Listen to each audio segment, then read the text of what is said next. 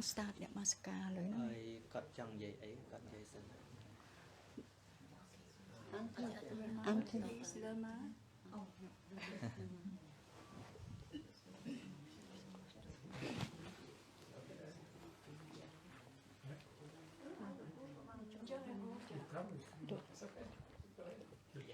Good afternoon, everyone.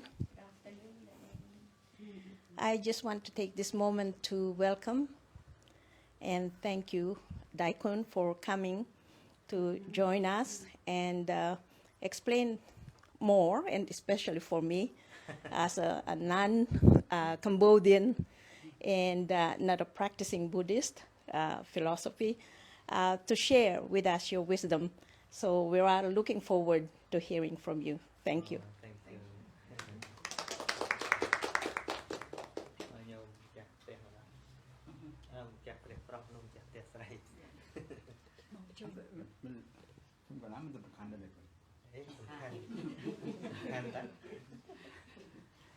Chúng ta đã xong thoại cùng đại quân San Sochea đã bànในmôn mạo thua chỉ kết dưa trong cả chụpประชุมពិភាក្សាគ្នាអំពីធម៌របស់ព្រះពុទ្ធហើយខ្ញុំក៏សូមអរគុណចំពោះញាតិមិត្តទាំងអស់ដែលបានចូលរួមនៅក្នុងឱកាសនេះដែរសូមអរគុណ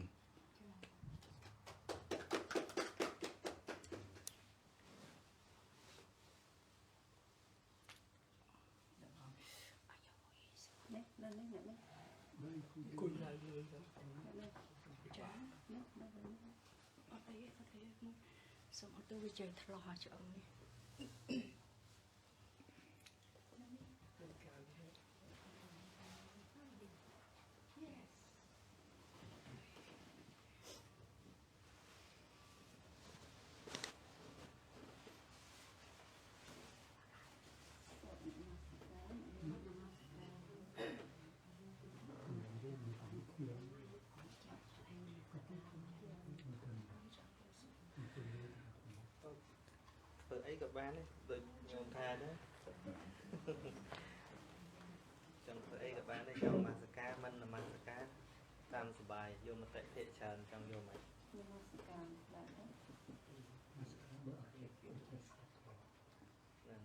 Ông nên son là mascara để xem. Phải mình dừng xem hạt chọc. Nè, mấy các bạn ấy mà ở phải bóng chậm lại nó là cái trong anh mascara bóng chậm lại cái bôi thuốc trong tôi thuốc khi mà trên của họ chạy về xong tôi làm xong chân sorry họ đưa tiền chạy công tác chọn yeah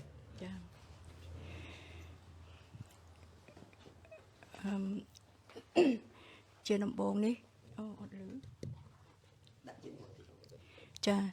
trên đồng bồn điខ្ញុំ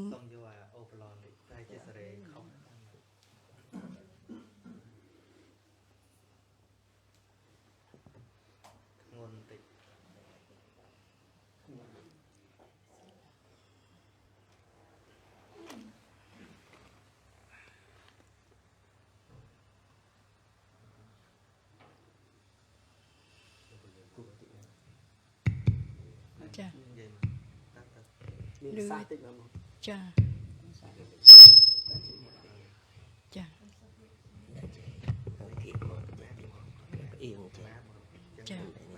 ចាចង់ឲ្យចូលនេះដែរចូលចង់ទៅនេះអីទៅ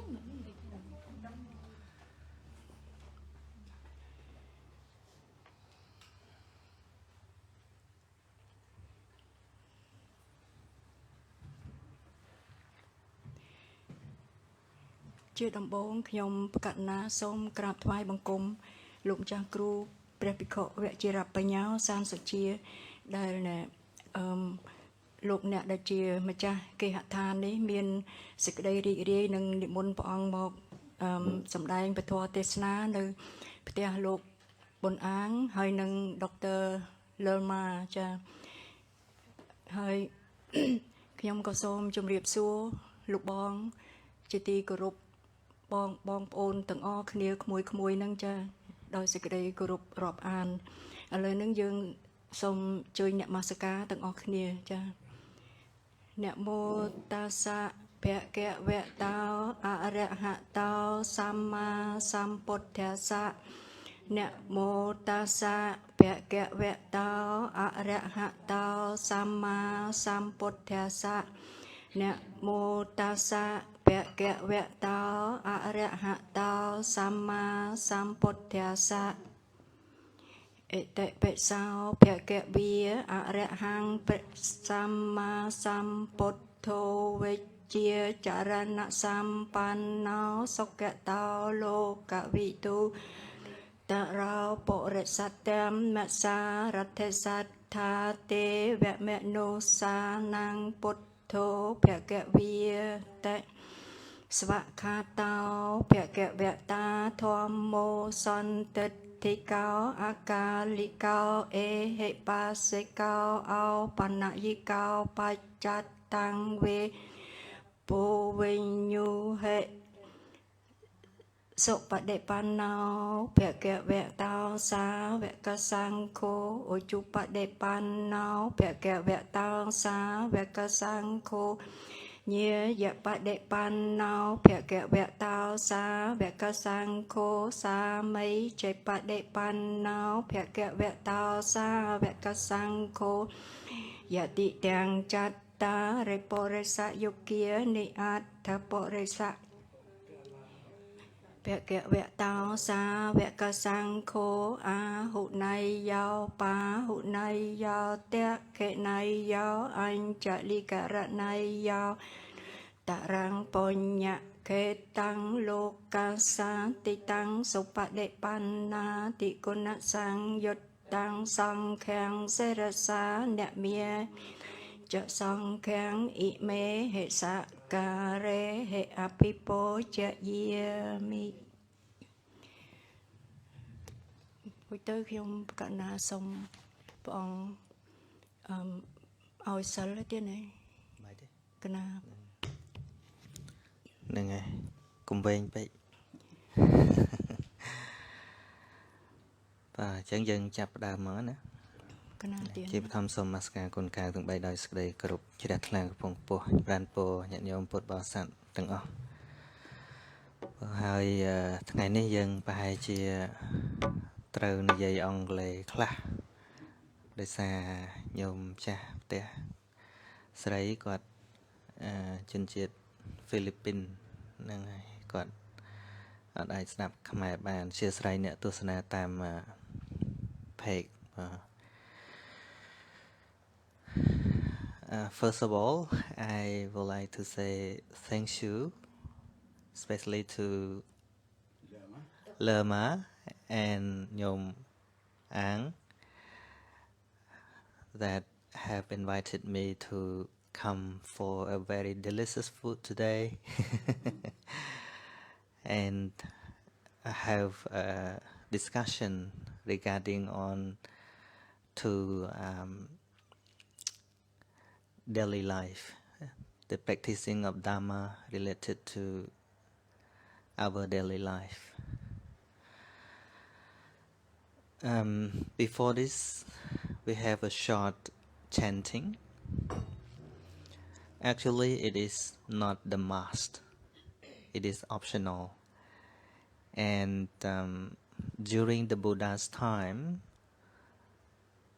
people never did this. But the meaning of chanting is only the way that those who have listened to the teaching of Buddha and then they express their sincere thanks to the Buddha only. So the right thing is one can pay respect to the Buddha respectively or individually, but later on it becomes the tradition. Before we celebrate anything, we always gather together and chant together like this. But it is not the thing which was told by the Buddha to do that. Yes, it becomes the tradition only. Yeah. Okay, ចឹងអាត្មាចាប់ដើមប៉ុណ្ណឹងញាតិញោមមានបញ្ហាអីលើកឡើង ពាក្យថា discussion មិននិយាយទៅអាត្មានេះនិយាយអស់គ្នា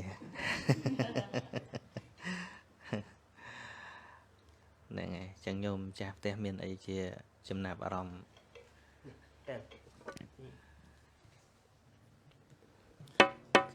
ខ្ញុំបកូនណាបានមើលវីដេអូរបស់ដៃគុណមួយដែលនិយាយអំពីការឈឺចាប់នៅរាងកាយយើងតែយើងរកមធ្យោបាយយ៉ាងម៉េចដើម្បីនឹងគ្រប់គ្រងអាការឈឺចាប់របស់យើងនឹងហើយ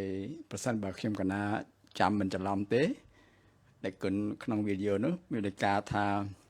បើសិនជាយើងឈឺម្រាមដៃយើងទះដៃយើងហ្នឹងដើម្បីយើងភ្លេចអានេះ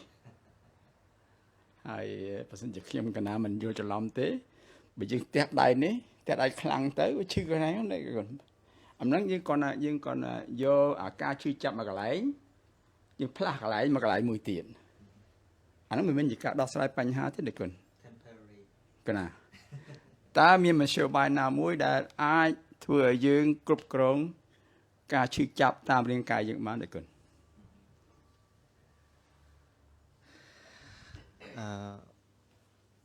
អត់ប្រែឲ្យភរិយាស្ដាប់ផងទេណា My question was that I watched one of his videos talking about pain, physical pain. And in that video, if I understand correctly, he was talking about if you have a pain in your finger, you just hit your arm there. So I'm just saying that by doing this, we just transfer the pain from one location to another. And I would be interested to find out, is there any way that we can manage this pain properly, totally? And the Venerable agreed that it was a temporary transfer of pain, right? Instead of dealing with it or manage it permanently. សាធុ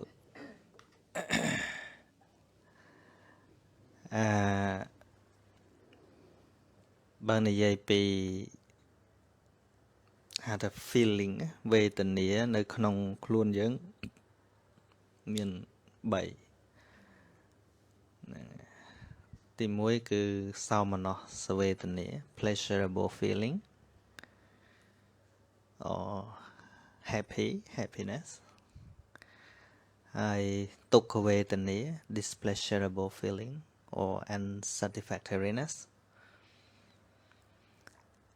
and indifferent feeling ឧបេក្ខាវេទនា feel normal អ្វីដែលញោមលើកឡើងនោះគ្រាន់តែជាការដោះស្រាយតាមរបៀបអ្នកអត់សូវយល់ពីជីវិតអញ្ចឹងណាប៉ុន្តែវិធីដែលពពុទ្ធបង្រៀនគឺព្រះអង្គទៅ direct ហ្មងគឺសិក្សាឲ្យឃើញថាវេទនាទាំង3ហ្នឹង feeling ទាំង3ហ្នឹងគឺជាអនត្តា condition dharma គឺជាសង្ខារធម៌ដែលកើតនៅពេលដែលបច្ច័យរបស់វាគ្រប់គ្រាន់វាកើតឡើងហើយការយល់ដឹងថាសភាវៈទាំងឡាយកើតឡើងដោយមានបច្ច័យហ្នឹងវារួចពីការប្រកាន់ព្រោះអា pain របស់យើង physical pain នឹងក៏ដោយក៏វាអាចដល់ mental ដែរអញ្ចឹងបានមានគេសួរព្រះសម្មាសម្ពុទ្ធថាតើប្រខ័យណាស្របហ្នឹងយើងចង់និយាយពីព្រះអរហន្តដែលអស់កិលេសមានទុក្ខអត់មាន suffering ដែរអត់ព្រះអង្គថាមានតាមរឿងដែលគួរមានរឿងមិនគួរមានលោកអត់មានទេ suffering របស់លោកណាដែលលោកនៅមានជីវិតលោកនៅមាន suffering ដែរនៅមានទុក្ខដែរបានព្រះអង្គលើកឧទាហរណ៍ថាឧបមាថាគេបាញ់យើងមកព្រួញបឹបមកព្រួញនឹងវាខុសគ្នាមួយព្រួញមានពឹសហើយមួយទៀតព្រួញអត់ពឹស ចឹងមកទំហឹងដែលត្រូវម៉ាំងមកសួរថាទាំងព្រួយមានពឹសហើយនឹងព្រួយអត់ពឹសមកត្រូវម៉ាំងមកឈឺដូចគ្នាឈឺមកផ្លេតអាដបងហ្នឹងគឺឈឺដូចគ្នាឈឺដូចគ្នាប៉ុន្តែព្រួយដែលអត់ពឹសវាត្រូវតាណាវាឈឺទៅនឹងវាអត់ជ្រាបថ្នាំពឹសដំដលបួសខ្លាំងឯងហើយព្រួយដែលមានពឹសណាមួយវាឈឺមកផឹងដែលត្រូវហើយដល់ពេលថ្នាំវាជ្រាបវាคลายលបួសឬក៏វាអាចពុលស្លាប់អញ្ចឹងព្រះអង្គត្រាស់ថាឲ្យតែនៅមានខណ្ឌនេះព្រះរហន្តក៏ដោយអា physical pain ហ្នឹងនៅតែមានប៉ុន្តែវាអត់ដល់ចិត្តរបស់លោកឯងគឺ pain តាណាវា pain តានឹងបើថាបាក់ដៃគឺឈឺកន្លែងបាក់ដៃហ្នឹងវាអត់មានបានគិតថាអូអញបាក់ដៃចឹងយ៉ាងម៉េចទៅទៀតអស់អនាគតអីចេញចុះវាអត់អញ្ចឹងហ្នឹងហើយអញ្ចឹងទុក្ខវេទនាហ្នឹងមែនទែនទៅអាឈឺហ្នឹងវា out of control ដែរវាមិនអាចបញ្ជាថាកុំឈឺអញ្ចឹងហ្មងអត់ទេទោះបីជាព្រះសម្មាសម្ពុទ្ធហ្នឹងអា feeling pain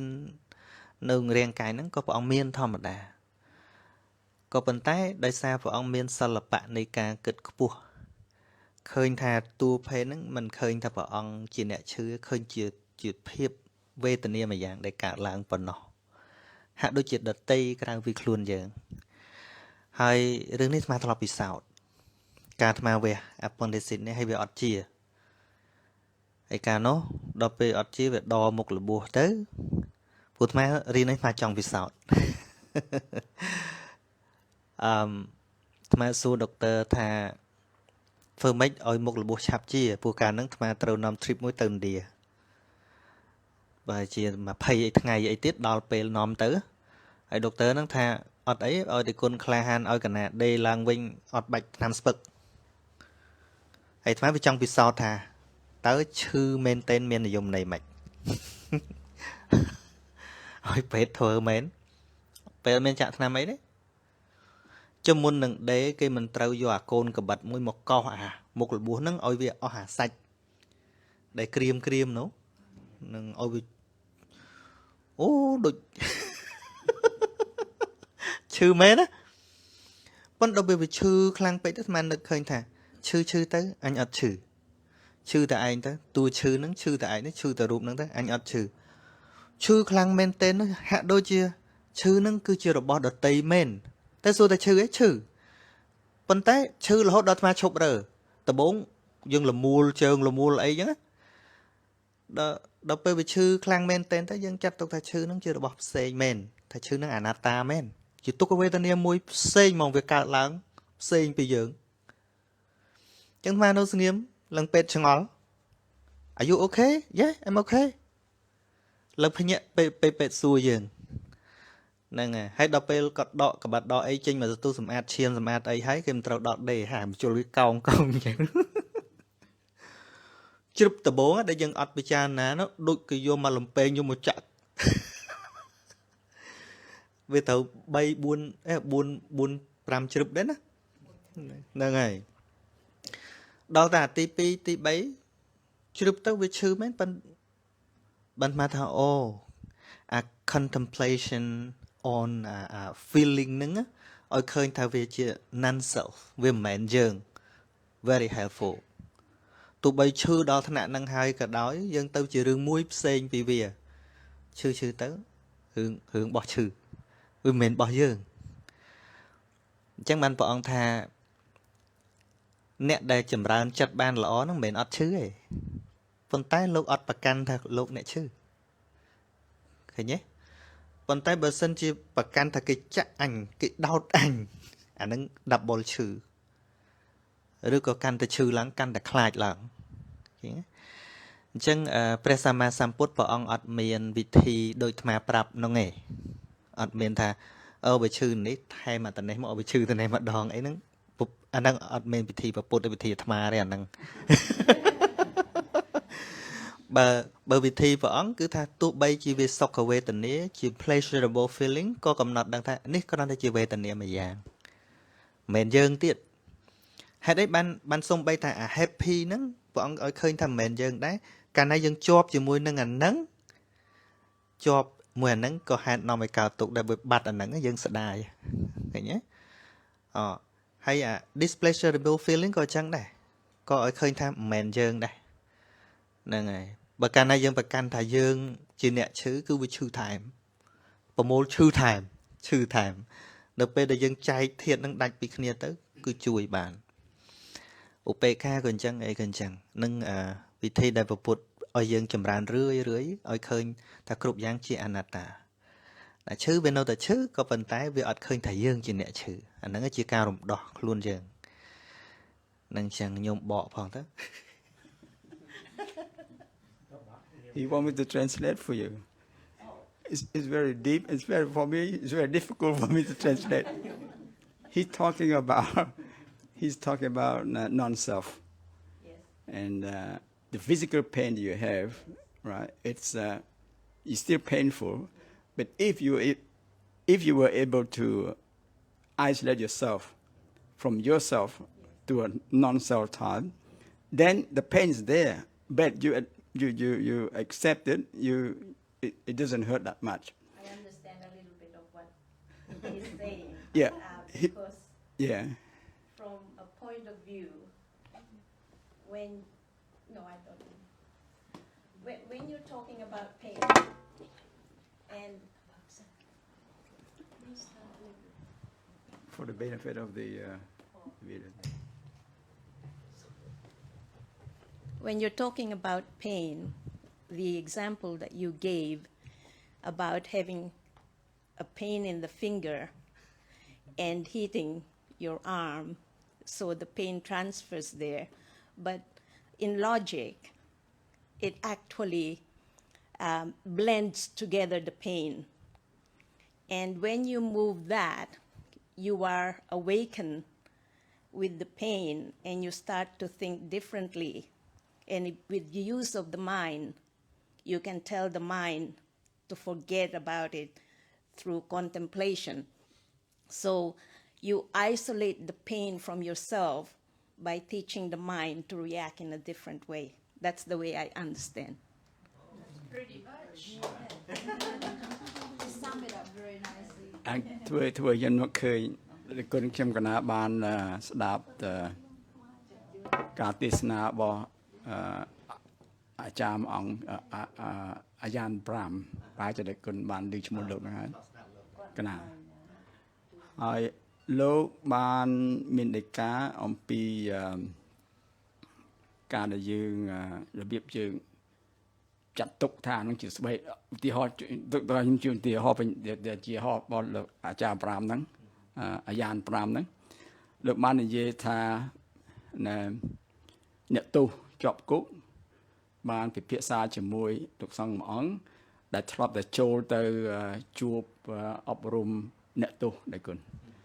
ហើយអ្នកទោសនោះបានសួរព្រះសង្ឃអំពីជីវិតរាល់ថ្ងៃរបស់ព្រះសង្ឃធ្វើស្អីខ្លះហើយនៅពេលដែលព្រះសង្ឃមានដីកាអំពីជីវិតរាល់ថ្ងៃប្រមាណឆានម៉ោងប្រមាណស្អីម៉ោងប្រមាណហោហែទៅអ្នកទោសជឿថាជីវិតនឹងពិបាកណាមិនដូចខ្ញុំជាប់គុកទេខ្ញុំជាប់គុកខ្ញុំភ្ញាក់ម៉ោងប្រមាណក៏បានដែរហើយគេយកមហោមហាមកឲ្យខ្ញុំហើយបើខ្ញុំចង់មើលទូទស្សន៍ខ្ញុំមានទូទស្សន៍មើលអីហើយជីវិតលោកសង្ឃអត់មានទេណាយកលាក់មួយតែគួរឲ្យស្អើចដែលគុណប្រសងមានដីកាថាយើងត្រូវភ្ញាក់ម៉ោង4ភ្លឺលោកអ្នកទោសថាហ៊ី4ភ្លឺខ្ញុំលួងភ្លឺខ្ញុំពោលលក់ស្រួល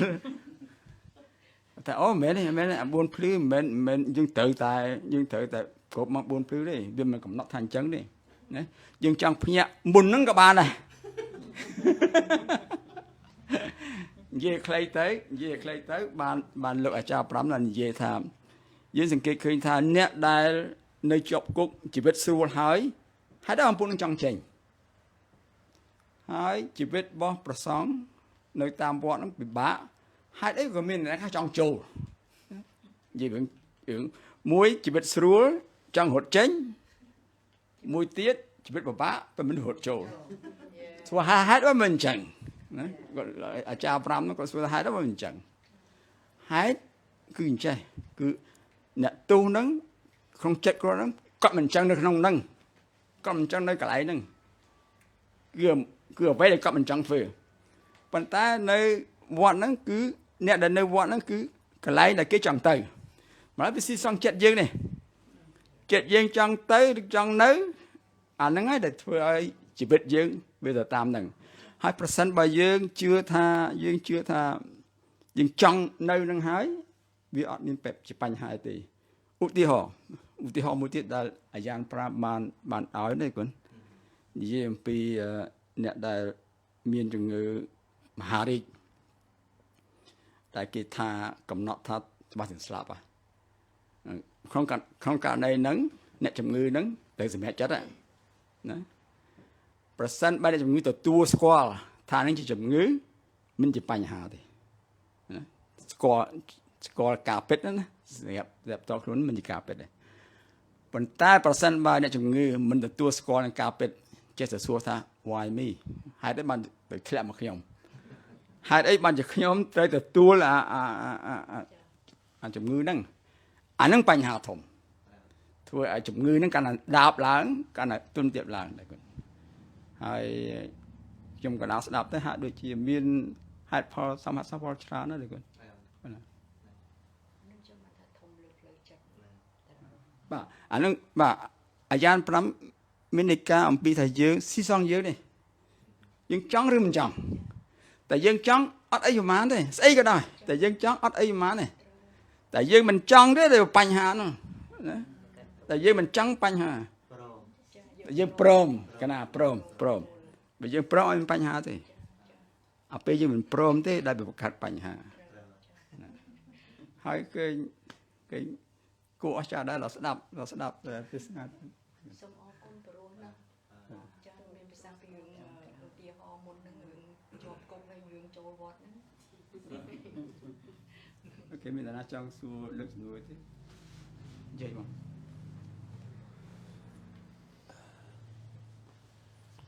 សូមថ្វាយគុំព្រះអង្គគ្រប់ញាតិមិត្តទាំងអស់បាទរឿងគ្រូអាចារ្យ5មួយទៀតពីអ្នកបងប្អូនណែបងមានប្តីមុនហើយមានបញ្ហាក៏ជួបលោកគ្រូអាចារ្យ5ដែរនឹងលោកឆ្លើយថាម៉េចទេលោកឆ្លើយថាទេអានឹងហួសសមត្ថភាពអាត្មាពីព្រោះអាត្មាអត់មានពិសោធន៍ព្រោះបួសតាំងពីក្មេងហើយខ្ញុំមិនចាំហ្នឹងតើលោកឆ្លើយសំណួរនោះឬទេមិនចាំទេវាភ្លេចទៅណាបើចាំត្រង់ថាលោកឆ្លើយថាអញ្ចឹងបាទពីព្រោះដូចខ្ញុំត្រូវការជួយច្រត់អញ្ចឹងបាទបើមិនជួយច្រត់មិនខំធ្វើថាដើរទៅអត់ចាំបាច់កាន់ទេប៉ុន្តែបើដើរមកឆ្ងាយតោងយកមកហាងអញ្ចឹងដែររដោះគ្នាអញ្ចឹងដែរនឹងបាទតែប៉ុណ្្នឹងខ្ញុំបាទចិត្តនឹងឯង control ទៅហើយក៏គិតព្រះអង្គវិញខ្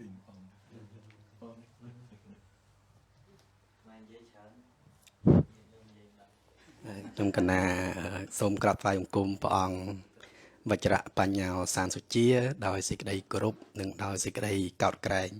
ហើយសូមជម្រាបសួរបងទាំងអស់ដែលជាពុទ្ធបរិស័ទមានវត្តមាននៅទីនេះទៅចង់ភ័យមិនអត់ធ្លាប់កាន់អានឹងញឹកដែរតែមិនសូវភ័យដល់ថ្នាក់ហ្នឹងតាមពិតទៅ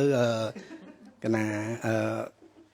ថ្ងៃរីករាយសប្បាយចិត្តដោយបានជួបព្រះអង្គផ្ទាល់ដែលកន្លងមកជាប់ឃើញក្នុង YouTube អញ្ចឹងទៅក្នុងបណ្ដាញសង្គមហើយធ្លាប់បានស្ដាប់តាំងពីព្រះអង្គមានពាក្យពេចន៍លើកដាក់សេចក្តីផ្ដើមសេចក្តីបញ្ចប់ឬក៏អីតាមវោហារសាស្ត្រតាមពាក្យពេចន៍តាមកន្លងរបស់អគ្គបណ្ឌិតបុត្រសវង្សចង់និយាយថាសំឡេងហ្នឹងគាត់ណា តាំងពីយូរជាណាស់មកហើយកណាអញ្ចឹងថ្ងៃនេះសំណួរខ្ញុំកណាដូចផ្ទុយពីបងអាងតិចបងលើកពីរឿងទុក្ខវេទនាតែខ្ញុំចង់រឿងសុបាយវិញដោយសារគិតថាពុទ្ធបរិស័ទសូម្បីតែគាត់ចាស់ក៏គាត់នៅតែចង់សុបាយនៅចង់តែចង់និយាយថាសុបាយហឺហាអញ្ចឹងណាហ្នឹងហើយតើពុទ្ធសាសនាដែលជាលោកព្រះអង្គមានមាគ៌ាយ៉ាងម៉េចដើម្បីឲ្យពុទ្ធបរិស័ទយើងហ្នឹងសុបាយតាមបែបពុទ្ធសាសនាឬក៏យើងហៅថាធម្មៈសបាយបាទអញ្ចឹងធម្មៈសបាយមានជាអ្វីខ្លះទៅជាគោលការណ៍របស់ពុទ្ធដើម្បីឲ្យញាតិញោមយើងសបាយដែរតែសបាយឲ្យក្នុងកន្លងពុទ្ធសាសនាសូមមុនគោ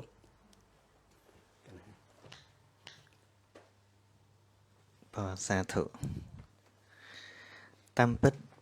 ពុទ្ធដឹកនាំយើងឲ្យសបាយហ្នឹងឯងពឹងខណ្ឌថាសបាយវាខុសពីនិយមន័យយើងឲ្យសបាយក្នុងទីនេះគឺសំដៅដល់ចិត្តយើងវាpure ចិត្តស្អាតចិត្តវាអត់ depress ចិត្តអត់ anxiety អីហ្នឹងវាអត់ depression ទេហើយសបាយហ្នឹងមានច្រើនមានដើម្បីឲ្យជីវិតហ្នឹងវាស្រស់ស្រាយទៅបានហ្នឹងវាអាស្រ័យកត្តាខាងក្រៅផងកត្តាខាងក្នុងផងតាមព្រះអង្គសម្ដែងមកទី1មានសុខភាពសំខាន់ណាបើអត់មានសុខភាពទេវាពាក់ព័ន្ធរាងកាយនឹងដែរបើអត់មានសុខភាពជាទីសប្បាយពាក្យថាសុខភាពជាទីសប្បាយមានតែសុខភាពល្អហ្នឹងហើយបើឈឺហើយវាអត់សប្បាយទេវាអត់ស្រួលទេហើយទី2មានអាហារជាទីសប្បាយមានន័យថាអាហារហ្នឹងមានសារធាតុចិញ្ចឹមល្អវាឧបត្ថម្ភដល់រាងកាយកុំឲ្យឃ្លានផងហើយមានដូចhealthy food ណាដូចសម័យពលពតអីញោមអត់ធ្លាប់ជួបអត់ដឹងចាស់តែគាត់ធ្លាប់ជួបដឹងថាខ្វះអាហារវាអត់សុបាយទេហើយមួយទៀតមានបរិស័ទជាទីសប្បាយឬបុគ្គលជាទីសប្បាយមានន័យថាយើង associate ជាមួយនឹងមនុស្សដែលមានធាតុត្រូវគ្នានៅមិត្តភ័ក្តិហ្នឹងហើយគឺ we cannot live alone ហ្នឹងហើយយើងត្រូវមានមិត្តភ័ក្តិជាទីសប្បាយគឺថាបើជាភិក្ខុសង្ឃឬក៏ជាអ្នកសិក្សាបដិបត្តិហ្នឹងគឺត្រូវមានសព្រមចារីដែលថាមិត្តភ័ក្តិដែលយល់ដឹងរឿងហ្នឹងដែរអញ្ចឹងវាទៅជារឿងសប្បាយពេលនិយាយពីសិលសមាធិបញ្ញាអីចឹងទៅវាសប្បាយហ្នឹងហើយដល់ទៅកំពុងបដិបត្តិធម៌ឯងចង់ទៅនិយាយមួយអ្នកទៅលេងដើរការ៉ាអូខេវាអត់សប្បាយទេឃើញទេវាអត់សប្បាយទេវាខុសគ្នាហ្នឹងហើយអញ្ចឹងខ្សែគប់ជាមួយអ្នកណាដែលមានអធ្យាស្រ័យរឿងហ្នឹងដែរប្រហែលអ្នកអធ្យាស្រ័យហ្នឹងហើយជាពិសេសគឺអ្នកយល់ដឹងរឿងកុសលធម៌អកុសលធម៌អីហ្នឹងហើយមួយទៀតមានអាវាសជាទីសប្បាយអាវាសជាទីសប្បាយពាក់ព័ន្ធនឹងការរៀបចំដូចញោមមានផ្ទះសប្បាយមានសួនច្បារមានអីពាក្យថាអាវាសហ្នឹងមិនមែនតែវត្តទេណាកន្លែងយើងនៅមានផាសុខភាពនឹងរៀបចំឲ្យវាមានដណ្ដាប់ដណ្ដោយទៅចូលទៅវាស្រស់ស្រាយចូលទៅដូចមេស៊ីពេកវាអត់សុបាយទេចិត្តហ្នឹងហ្នឹងហើយគឺវាអាស្រ័យកត្តាអាហ្នឹងសាបច្ច័យមួយបងរចនាដែលនិយាយពីបច្ច័យនេះវាជាបច្ច័យមួយហ្នឹងហើយមួយទៀតមានកថាជាទីសប្បាយកថាជាទីសប្បាយហ្នឹងគឺសំដៅដល់ការនិយាយគ្នាជាមានពាក្យដែលនិយាយឲ្យចិត្តហ្នឹងវារួចស្រឡះមិននិយាយដុតកម្ដៅមិននិយាយឲ្យយើងមួម៉ងព្រោះអ្នកខ្លះនិយាយយើងខឹងមែនទេគាត់ខឹងណាគេនោះទេគាត់មកនិយាយយើងជួយខឹងដែរក៏មានអាហ្នឹងអត់សុបាយទេមែនទេហ្នឹងនិយាយយើងជួយខឹងដែរជួនកាលយើងអត់ជួយខឹងក៏អត់សុបាយចិត្តទៀតណាបើបានយើងជួយខឹងទៅយើងអ្នកគ្រប់គ្រងគាត់អីចឹងហើយ នៅក្នុងកថាជាទីសបាយហ្នឹងព្រះអង្គសម្ដែងមាន10ទៀតមានសីលកថានិយាយពីសិលទានកថានិយាយពីទាននិយាយសមាធិកថានិយាយពីសមាធិបញ្ញាកថានិយាយពីបញ្ញានិយាយពីការមិនជាប់ជំពាក់និយាយពីការមិនមានអាល័យនៅក្នុងបញ្ចកម្មគុណអីជាដើមនេះសម្រាប់អ្នកដែលចង់អនុវត្តចង់ប្រតិបត្តិឲ្យបានល្អណាហើយពេលនិយាយរឿងហ្នឹងគាត់សប្បាយមែនគាត់សប្បាយនឹងរឿងហ្នឹងនិយាយទៅចិត្តនឹងព្យួរហ្មងហ្នឹងហើយពីព្រោះនៅក្នុងមហាកុសលមានសោមនស្សដែរប៉ុន្តែទៅដាក់គ្រឿងត្រូវគាត់សប្បាយរឿងហ្នឹងហ្នឹងហើយអញ្ចឹងណាប៉ុណ្្នឹងជាដើមមានអញ្ចឹងណាបើខ្វះបច្ច័យណាមួយទៅអត់សប្បាយអញ្ចឹងមិនមែនថាសប្បាយទល់តែយើងទៅខាងការ៉ាអូខេបានសប្បាយអត់ទេពួកគាត់ក៏សប្បាយដែរដូចខ្ញុំលើកមិញអញ្ចឹងទៅវត្តអ្នកនៅក្នុងគុកគិតថាបាក់សឹងអីមិនក៏គេចង់ទៅគាត់សប្បាយរឿងហ្នឹងសប្បាយអញ្ចឹងដូចអ្នកខ្វះគូជាគិតថា lonely អត់មានគ្នាប៉ុន្តែអ្នកខ្លះគាត់សប្បាយ being alone ហ្នឹងហើយហ្នឹងគាត់សប្បាយអញ្ចឹងខ្ញុំជួយបកផងទៅ The Venerable asked me to translate for you. And he was addressing the issue of happiness as the doctrine in Buddhism. And the Venerable mentioned there's 4 factors in Buddhist happiness. First, you have to be healthy. Second, you have to have nutritional food, nutrition. Third, you have the right companion. All right. Third, the fourth one is the communication, like kind, gentle, happy. There's no animosity or whatever. Right. So there's 4 main factors that come together, establish what Buddhism called happiness, which the Venerable also explained that the happiness in Buddhism is the absence of anxiety, stress, and happy, the feeling of upset and so on. So it's the absence of those things that put you in stress, put you in the unhappiness situation. You got any question to ask? Come on, go ahead. Yeah.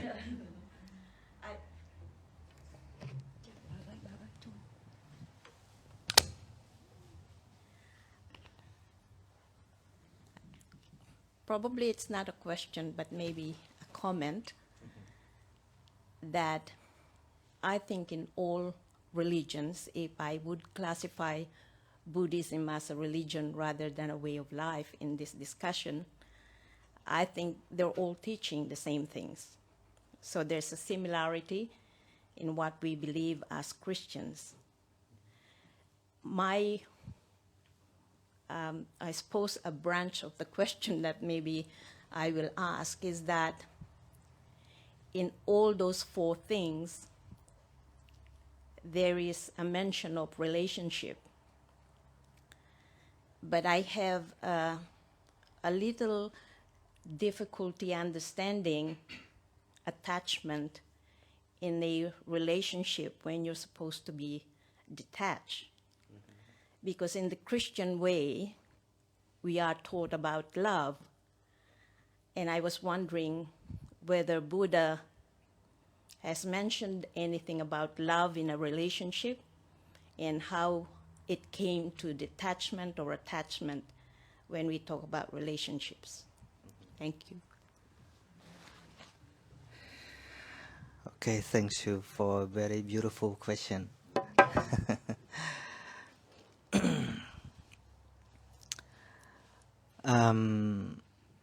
There are different kind of love. Some kind of love is the cause of suffering, and some kind of love is the cause of happiness. Love with attachment is the cause of suffering, but love with compassion or with understanding is the cause of happiness. With understanding. Why love with attachment is the cause of suffering?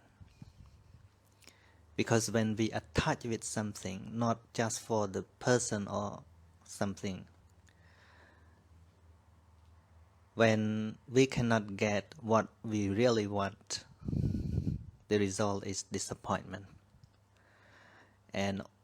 when we despair from the love thing, we also feel sad. But with compassion,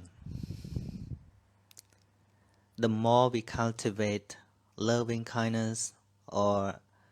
compassion, the more we feel relaxed or happy. Because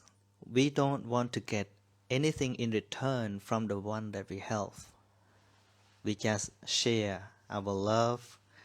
and we would like to help in case they need help.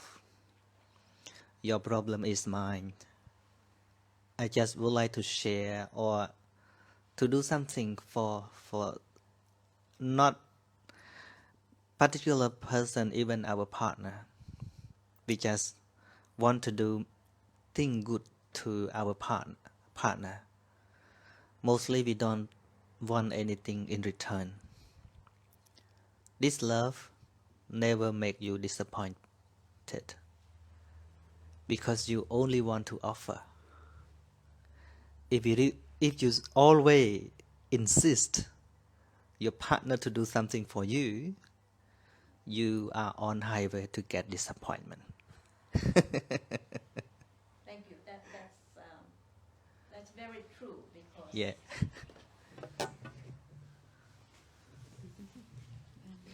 Thank you. It's very true because in a relationship, it's supposed to be giving, and compassion in there comes when you don't worry too much about what you're gonna get back from the person. I think I can understand better now because the attachment can come back and forth depending on how you feel within a relationship. So that relationship requires a working together.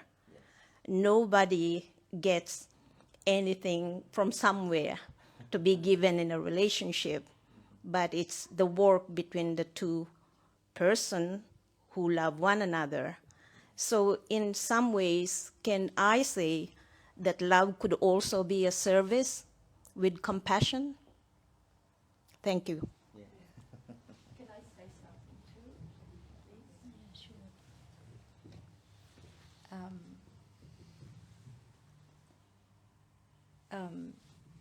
Relating to Naming Lama's question, I just would like to give a small example. For example, I quit my job to look after my parents. Initially, the first 5 weeks, I was on night cloud because I knew I did the right things.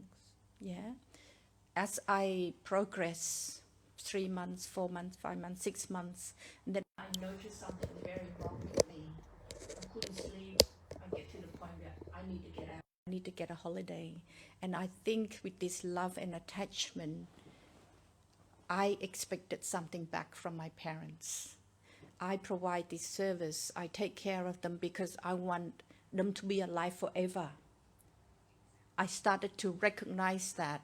That's when I relieved my pain. What I offered to them, it's pure from the bottom of my heart. But as I progress in my behavior, I forgot where I was. I identify with how I feel. I want you to live forever. Mom and Dad, I want you in this life forever. So that expectation, that attachment is so strong that I suffer. So it's like I can relate. I can totally understand where you're coming from. So once I did a little bit more understanding of the Dharma, and some week, like last week, I listened to about 12 videos, and it's like some of them like 2.5 hours, Lukbu. So 12, because I thought it's got to be something there. So my persistent payoff, I in the car I was telling Mong Hua, I just need a little bit more, that button, that go click, that I get it, but I'm not quite there yet. So the attachment, the expectation, the desire, you want it. But now I accept that both my parents are, been diagnosed with Alzheimer. They're not going to be here forever. And I speak like this in front of my dad, because I don't understand why you're not afraid of dying. Mom and dad not like that. They said I had lived more than 80 years. Dad's nearly 90, mom's heading mid-80s. So it took me a while to detach myself from that desire, that conditioning that's happening for so long. And, without Dharma, I believe I would suffer a lot. But before that, Antiloma, I listened to Joel Osteen on YouTube. That's, I think, it's either Catholic, because I don't understand Khmer very much. So that's God. I listened to many, many, many years at night by myself, many, many years. And then when I compare it to Buddhism, there's a lot of goodness in believing God as well. The teaching runs very similar. And I think that's what helped me to understand that and to understand Buddhism and what helps me. And it's your Dharma that you always said, I'm not a religion, I'm practicing Dharma, and I would like to teach Dharma. So you teach us to be more independent, love ourselves, love our neighbors, loves life, because life's too short. That's all I want to say.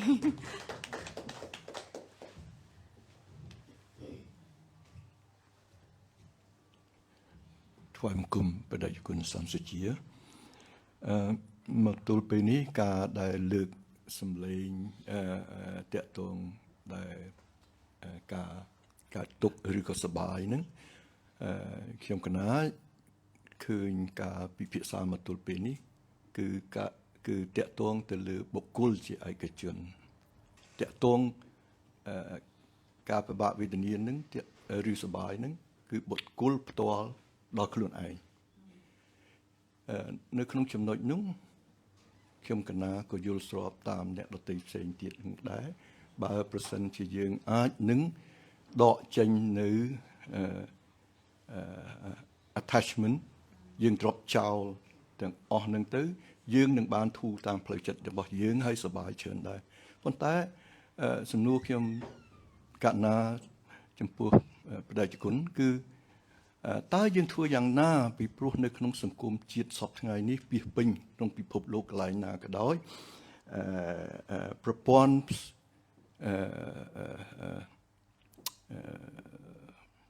សពផ្សាយផ្សេងនានានឹងវាលឿនរហ័សហើយប្រព័ន្ធទាំងអស់នោះតាក់ទងនឹងផ្លូវចិត្តនិងផ្លូវកាយហាក់ដូចជាជំងឺមួយចេញមកពីខាងក្រៅមកគ្រប់ពេល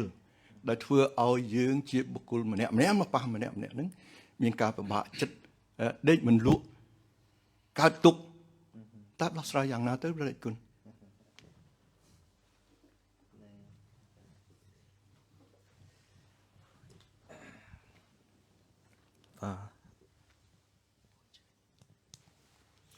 អរគុណខ្ញុំសំណួរល្អប៉ុន្តែដឹងតែឆ្លើយបានល្អអត់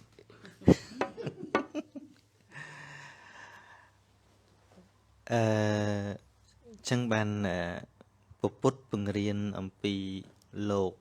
ដែលយើងស្គាល់ថាពិភពលោកចឹងបើកាលណាយើងនិយាយពីពិភពលោកក្នុងចិត្តយើងសម័យភ្លាមគឺមិនតូចទេធំមែនទេហើយក៏មិននៅចិត្តខ្លួននេះដែរនោះខាងក្រៅប៉ុន្តែលោកឬក៏ពិភពលោកដែលពុទ្ធបរៀនយើងនោះគឺលោក6លោកភ្នែកលោកតិចលោកច្រមុះលោកអណ្ដាតលោកកាយហើយនិងលោកចិត្តដូច្នេះទោះបីស្អីច្រើនប៉ុណ្ណាក៏ដោយ Đồng nâng từng ở nó ọt miền chôn máu khóc bị thuê vào mùi nâng này. Thế đấy. Dân bạn miền về khá nâng của ông ọt xâm đánh ấy chào này chùa bị khọ từng lại tới. Và ông thầy nẹ từng lại cùi máu tạ thà cút nâng xâm đánh thô từng lại đòn nẹ. Miền này là thô từng nẹ anh đăng tại vào mùi nâng. Chọc thầm vào mùi nâng. Cứ nấy. Thì chia chấm mó đát cái chật nè nghe tụ bây chỉ vật thọ tùm nơ giang na cái đòi sầm rạp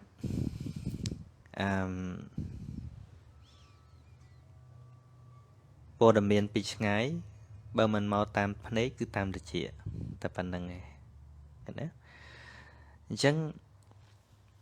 cần lại đại bộ bột bằng riêng mê riêng muối tai việt trừ từng ở kia từ bán bên sân chia dân xìm dối bớt tua chia rúp nơi chết rư ngái cứ trầm tề rúp bọn nó ảnh hơi xây đây về ca thơ ca nghĩa đắng cứ miên tài chặt đăng rúp hay co rồi luật từ tại bọn nó định nhôm lực làng chẳng sắp tháng ấy nâu bê đài bộ bọn pháp sai tràn tới mình nữ hẹp hí ấy nữ ọt sả bái ấy mình nữ smokeman chờn hãy xong bây ta xa đập bò đầm miến vì lên chỉ xa đập bò đầm miến vì tôi chỉ gossip chờn vì tôi chỉ nhung chờn vì nơi chỉ bầm plơ chờn nè này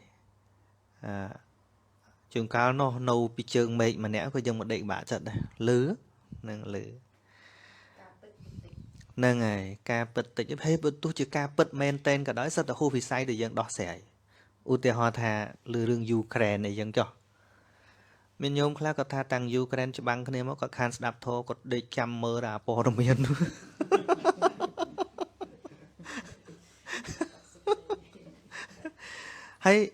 hay tua của bạn còn năng là hôn đó đây mình lộ sẽ anh đã ban chui cái ban tích ấy ót đây bạn cho đầm nẹ ấy nè không Putin thấy nhé sao ta về hô prom đàn để cực bán mình men ha mình oi anh đấy chặt và sân chỉ dừng anh dừng do something vẫn ọt ban do something good đấy ọt miễn đây là bạn chặt hay không Putin là vẫn nó chắc biết nothing for nothing nên ngày chắc ban bọn than trẻ bọn thà bọn xua bị khọ từng lại thàពេលកំឡោះកំមុំជាពិសេសស្ត្រីវ័យក្មេងដែលកំពុងស្រឡាញ់ beauty ខ្លួនឯងសម្រស់ខ្លួនឯងមុននឹងចេញទៅណាមកណាតែងតែឆ្លោះមើលវត្ថុថ្លាមានទឹកឬក៏កញ្ចក់ជាដើមដើម្បី make sure ថាតើមុខនេះវាប្រឡាក់វត្ថុសាំងមងអត់ហើយព្រះអង្គសួរថាចុះបើនាងនឹងឆ្លោះទៅស្រាប់តែឃើញថាមុខហ្នឹងវាប្រឡាក់តើគេក៏បីធ្វើម៉េចណោះវិខក៏ឆ្លើយថាព្រះអង្គកុំថាឡើយដល់នារីកមុំស្រឡាញ់ខ្លួនអញ្ចឹងតែខ្ញុំព្រះអង្គតែឆ្លោះទៅឃើញថាមុខប្រឡាក់មានដើរទៅក្រៅទេហើយត្រូវធ្វើម៉េចត្រូវលាងចេញហើយបានព្រះអង្គថាត្រូវវិស័យអ្នកទាំងអស់គ្នានឹងណា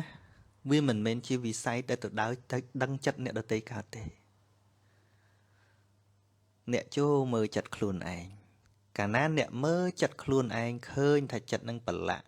ចិត្តនឹងអាក្រក់ចិត្តនឹងអកុសលនៅពេលនោះហេរិអតបៈខ្មាស់បាបខ្លាចបាបនឹងវាចេញមកលៀងអាសភាពកខ្វក់នឹងនោះអ្នកនឹងបានស្អាតឡើងចិត្តនឹងវាលែង stress ហើយប៉ុន្តែអ្វីដែលអ្នកទាំងអស់គ្នាចិត្តទៅវាពិបាកចិត្តមកពីមើលរបស់ខាងក្រៅច្រើនពេកភ្លេចមើលខាងក្នុងពួកមនុស្សជាង7,000 លានមែនទេបើយើងអង្គុយតែនិយាយអង្គុយតែគិតពីគេអង្គុយតែនិយាយដើមគេអង្គុយតែមើលនៅនេះមើលមិនអស់ទេច្រើនណាស់មិនដឹងណាខ្លះនិយាយមកជីវិតនឹងយកអត់អស់ទេប៉ុន្តែរឿងនឹងប្រសើរឡើងនៅពេលដែលមើលរបស់ខាងក្នុងនេះមើលចិត្តខ្លួនឯងនេះហ្នឹងហើយដូចគ្នានឹងអ្នកស្រឡាញ់មុខស្អាតអញ្ចឹងមិនអាចទៅមើលមុខគេស្អាតខ្លួនឯងទេអញ្ចឹងបានព្រះអង្គថា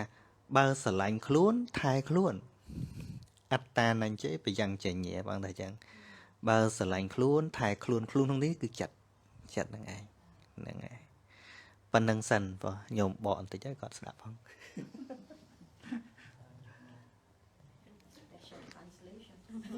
This is another tough issue to translate, okay? So, Long was raising the issue of so many news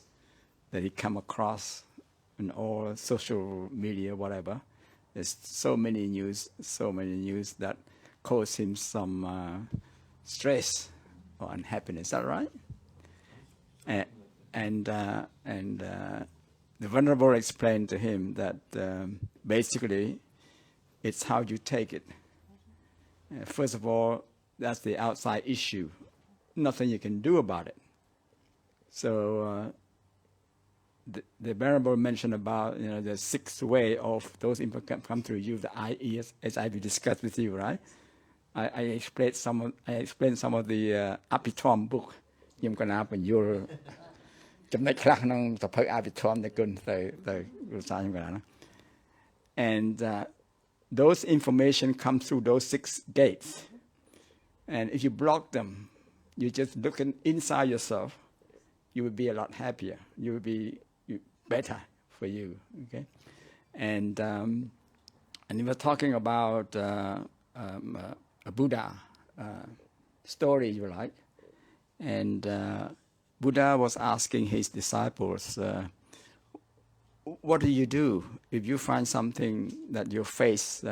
got some dirt on it? What do you do? And the disciples said, of course, I will wipe it off, right, to take it off. And he said, you're right, that's correct. But in this case here, whatever inside you're feeling, inside yourself, your inner self, if there's something wrong with it, whatever, it's you that you can adjust, you can eliminate, you can control. So Buddha asked everyone to take care of their inner self, just like they will take care of their own facial, the appearance. Okay, so, Dagon? Okay. So he approved the translation. So.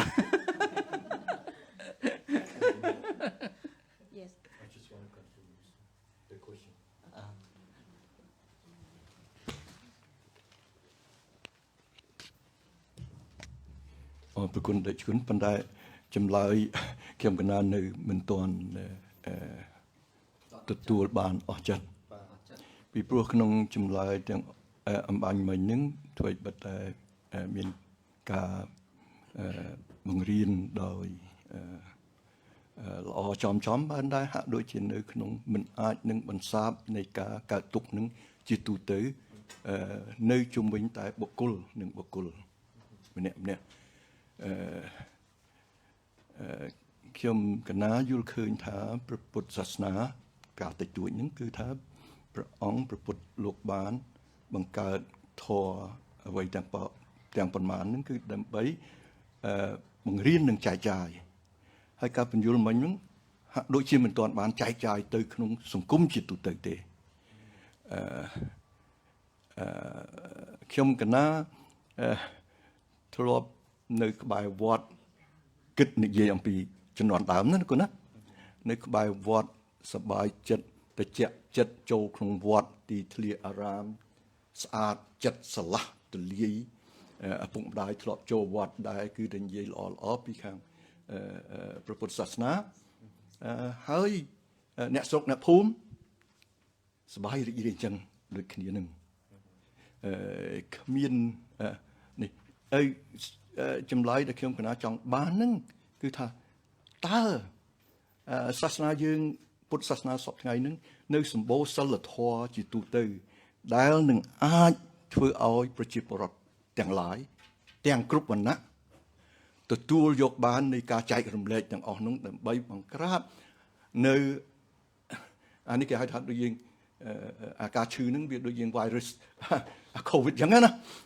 តើឆ្លងតើយើងអាចសាសនាហ្នឹងអាចមានការបង្រៀនសិលធម៌ជាទូទៅកុំឲ្យម្នាក់គិតថាគិតតែខ្លួនឯងពេកនឹងយកមកចែករំលែកទៅក្នុងសង្គមជាទូទៅបង្រៀនសូត្រ អីចឹងណាគុណខ្ញុំកណាសូមបិទទោះ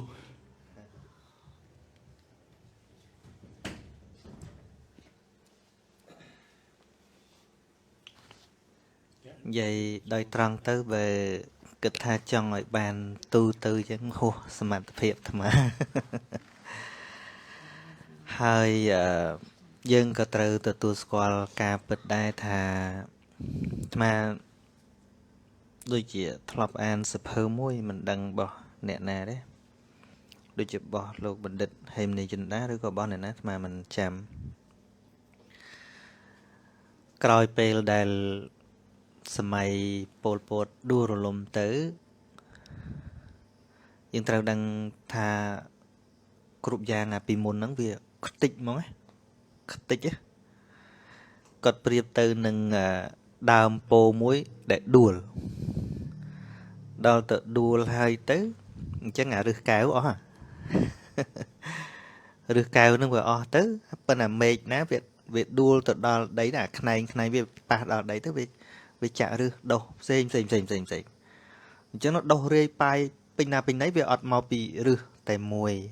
ការប្រៀបធៀបហ្នឹងស្មើយល់ស្របថាវាត្រូវនិយាយពីអ្នកយល់ដឹងពីពធមែនតែនគឺរាប់ធម្មថាជាង20ឆ្នាំមុនបន្ទាប់ពីបែកមកហើយបែប4 10ឆ្នាំមកហ្នឹងមិនដែលណាយល់តម្លៃធัวយ៉ាងម៉េចទេហើយអាត្មានឹងធ្លាប់ពីក្មេងទៅទិញថ្នាំជក់ឲ្យញោមប្រុសអីហ្នឹងទំនងជាកម្ពីបត្រៃបិដកក៏មិនដឹងទេគេហែកហើយយកមកមូអាថ្នាំខ្លាំងលក់ខ្ញុំដែរឃើញដូចមួយសន្លឹកចឹងទៅយើងដាក់ថ្នាំខ្លាំងមកកម៉ូលចឹងទៅហើយមូញុកលក់500ឬក៏100អីចឹងទៅហើយសិតតែអសរពុំនោះអាត្មាមិនដឹងអានថាម៉េចទេនៅប្រហែលជាបត្រៃបិដកក៏មិនដឹងហើយគ្មានអ្នកណាដឹងថាវាមានសារៈសំខាន់យ៉ាងម៉េចទេអត់ទេនឹងជួនកាលឃើញតែกระดาษសភៅចឹងយកមកមូលក់ចឹងទៅហើយរហូតដល់ស្មាមកបួសទៀតមកដល់ឆ្នាំ92ស្មាបួ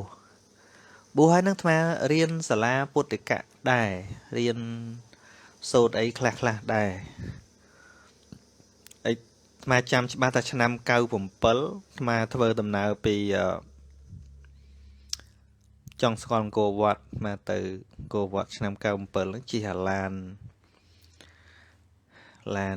ដូចឡានកេរីអាឡានទ្រុងណាអាឡានទ្រុងអត់មានដបូលហើយទៅអត់ដល់ទេមួយថ្ងៃហ្នឹងចេញពីភ្នំពេញទៅដោយសារផ្លូវពិបាកទៅសម្រាកនៅវត្តមួយតាមផ្លូវខេត្តកំពង់ធំមិនចាំវត្តហ្នឹងហើយអាត្មាឃើញក្នុងទូហ្នឹងមានសភៅ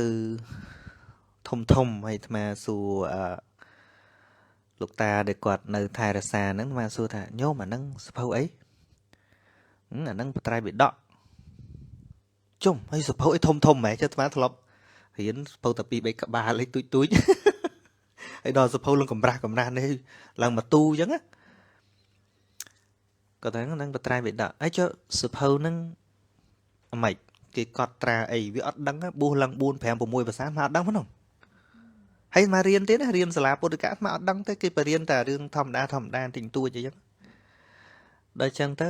គាត់ថាអាហ្នឹងសភៅមិនមករៀនណាហាមករៀនទៅអាហ្នឹងសភៅថ្នាក់របស់ព្រះអរហន្តយើងគ្រាន់ទុកថ្វាយអង្គមតា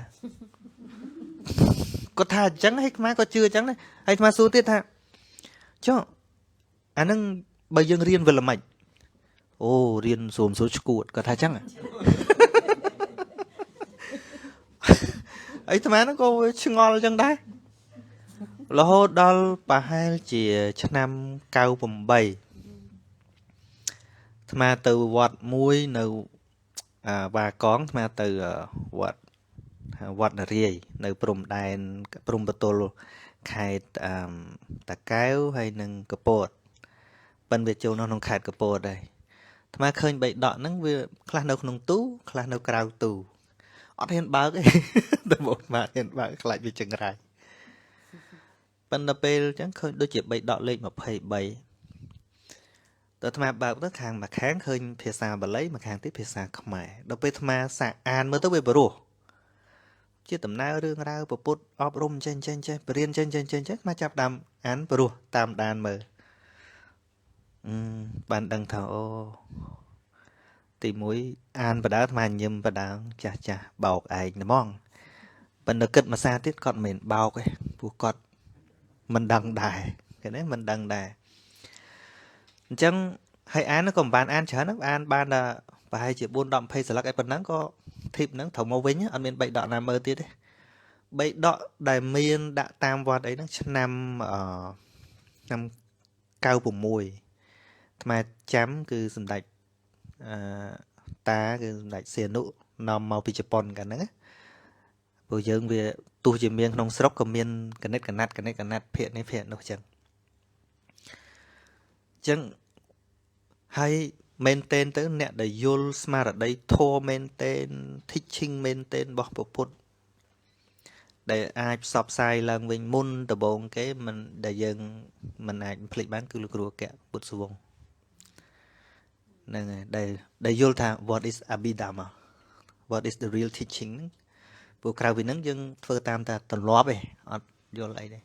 អញ្ចឹងឯងបានគាត់ជា model របស់អាត្មាដំបូងអាត្មានិយាយធัวដំបូងសលេងទៅតាមគាត់ដូចបងលើកឡើងហ្នឹងអញ្ចឹងបើយើងនិយាយពីហេតុមកវិញថាម៉េចបានវាអញ្ចឹងអស់ទៅដល់យើងមើលថាពេលដែលវាខ្ទេចខ្ទាំទៅយ៉ាងម៉េចអញ្ចឹងបានមានមួយអង្គលោកជាមន្ត្រីសង្ឃហងៃហ្នឹងលោកសកលអាត្មាដែរព្រះអង្គគ្រូយ៉នសេញយាតហ្នឹង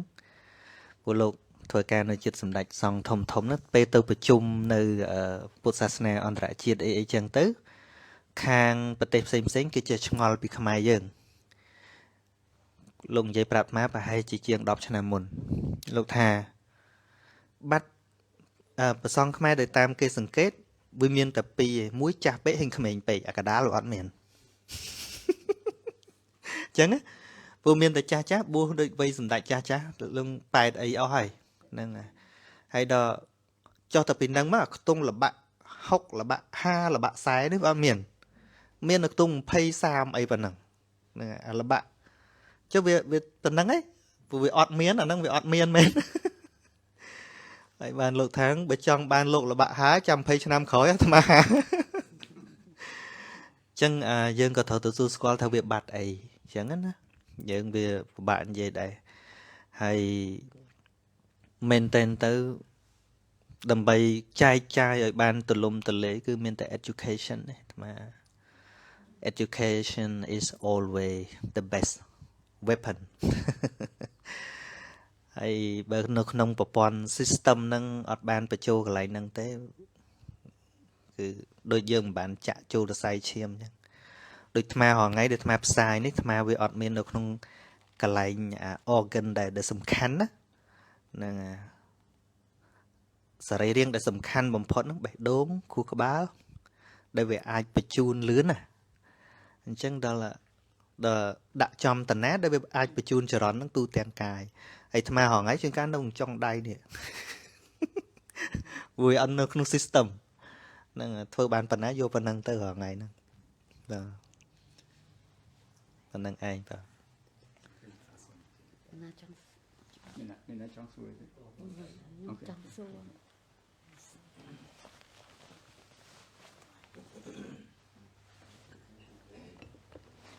អត់សំណួរគេផ្ញើឲ្យសួរកណាលោកណាលឿនអូខេម្ចាស់គេកំពុងចាំស្ដាប់កណាព្រះអង្គកណាសូមជាបឋមសូមក្រាបថ្វាយបង្គំលោកម្ចាស់គ្រូជាទីគោរពសក្ការៈសូមគ្រប់ញាតិមិត្តបងប្អូនទាំងអស់ណាហើយសំណួរហ្នឹងគឺគេផ្ដាំឲ្យសួរពួកម៉ាក់គេអត់បានមកប៉ុន្តែគេនៅកំពុងតែតាមដានទស្សនានៅក្នុង live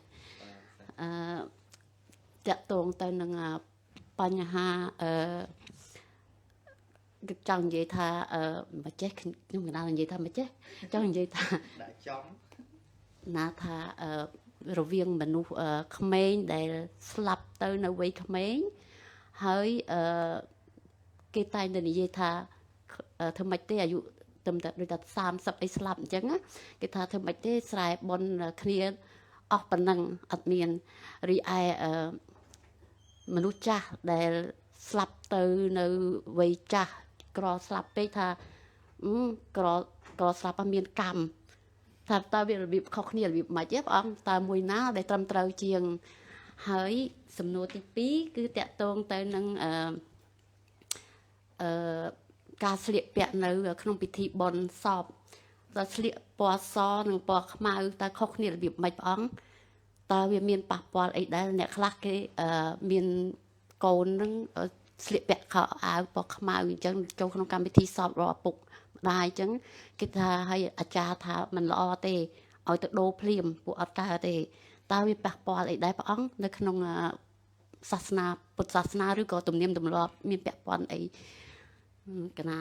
មានតែប៉ុណ្្នឹងទេព្រះអង្គសូមព្រះអង្គជួយបកស្រាយបំភ្លឺបាទសាធុបាទតាមពិតបើយើងយល់ពីត្រៃលក្ខធម៌គឺអនិច្ចំទុក្ខំអនត្តា impermanent suffering and non self ចឹង life is also anatta it's out of our control no matter how long you want to live វាមិនសំខាន់តែយើងចង់រស់ប្រមាណទេប៉ុន្តែវាត្រូវអស់វាអស់មែនទេហ្នឹងហើយ so នៅក្នុង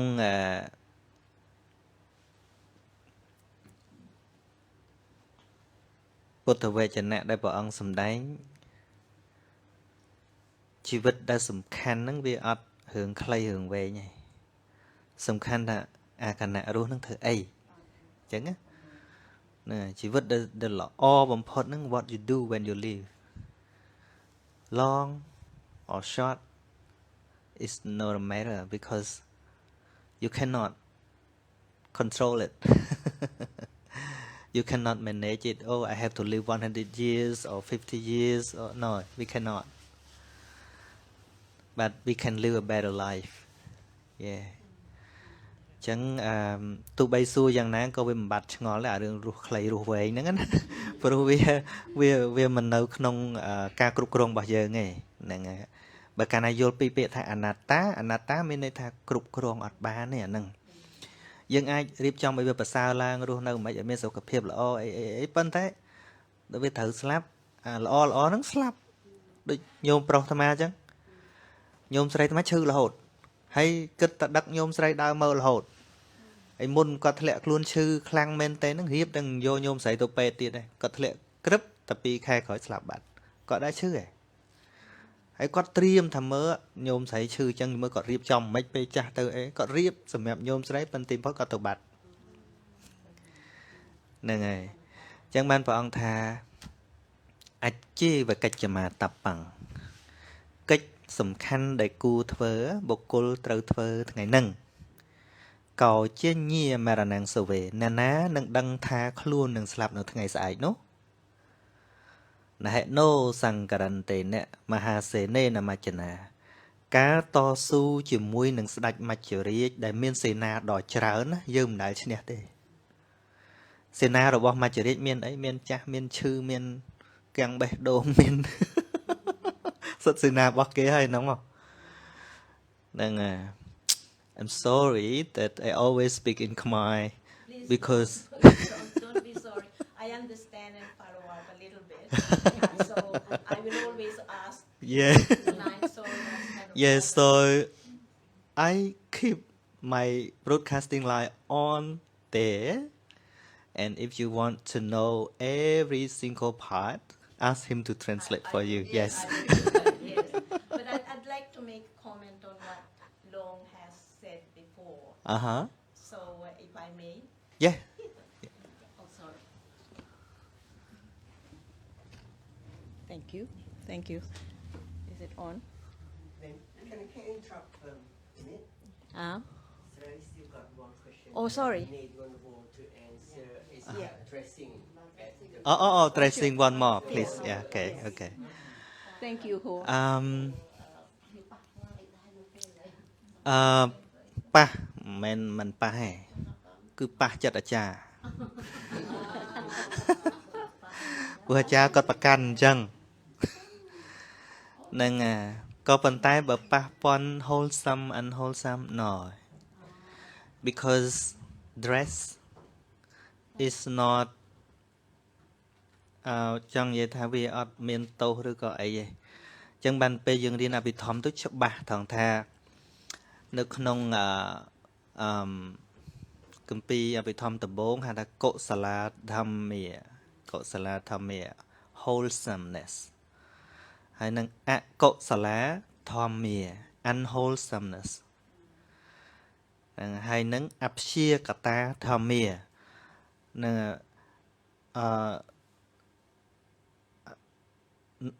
not កុសល nor អកុសល in between អញ្ចឹងចាច់ថាវាជាកុសលឬក៏អកុសលមិនបានទេអញ្ចឹងយើងត្រូវទៅរកថាស្អីគេកុសលស្អីគេអកុសល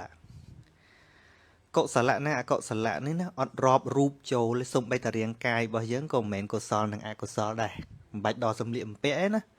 សូម្បីតែរាងកាយទាំងមូលនេះអត់មានជាកុសលឬក៏អកុសលបាបបុណ្យនេះទេអាហ្នឹង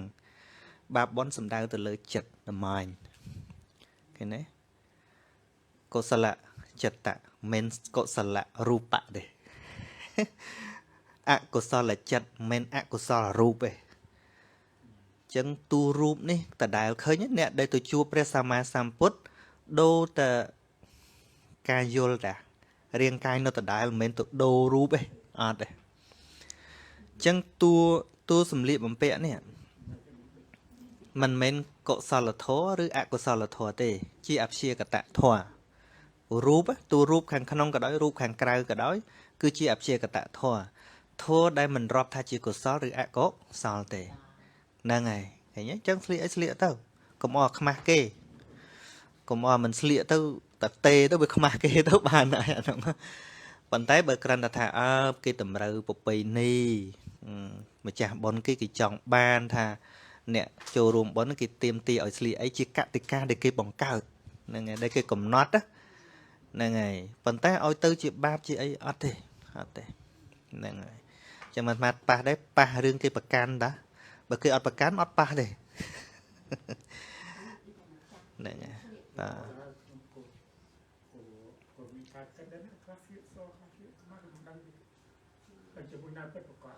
ត្រូវ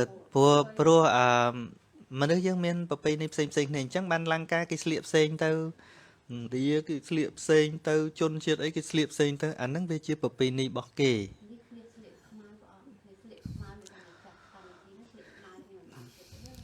ត្រូវហើយ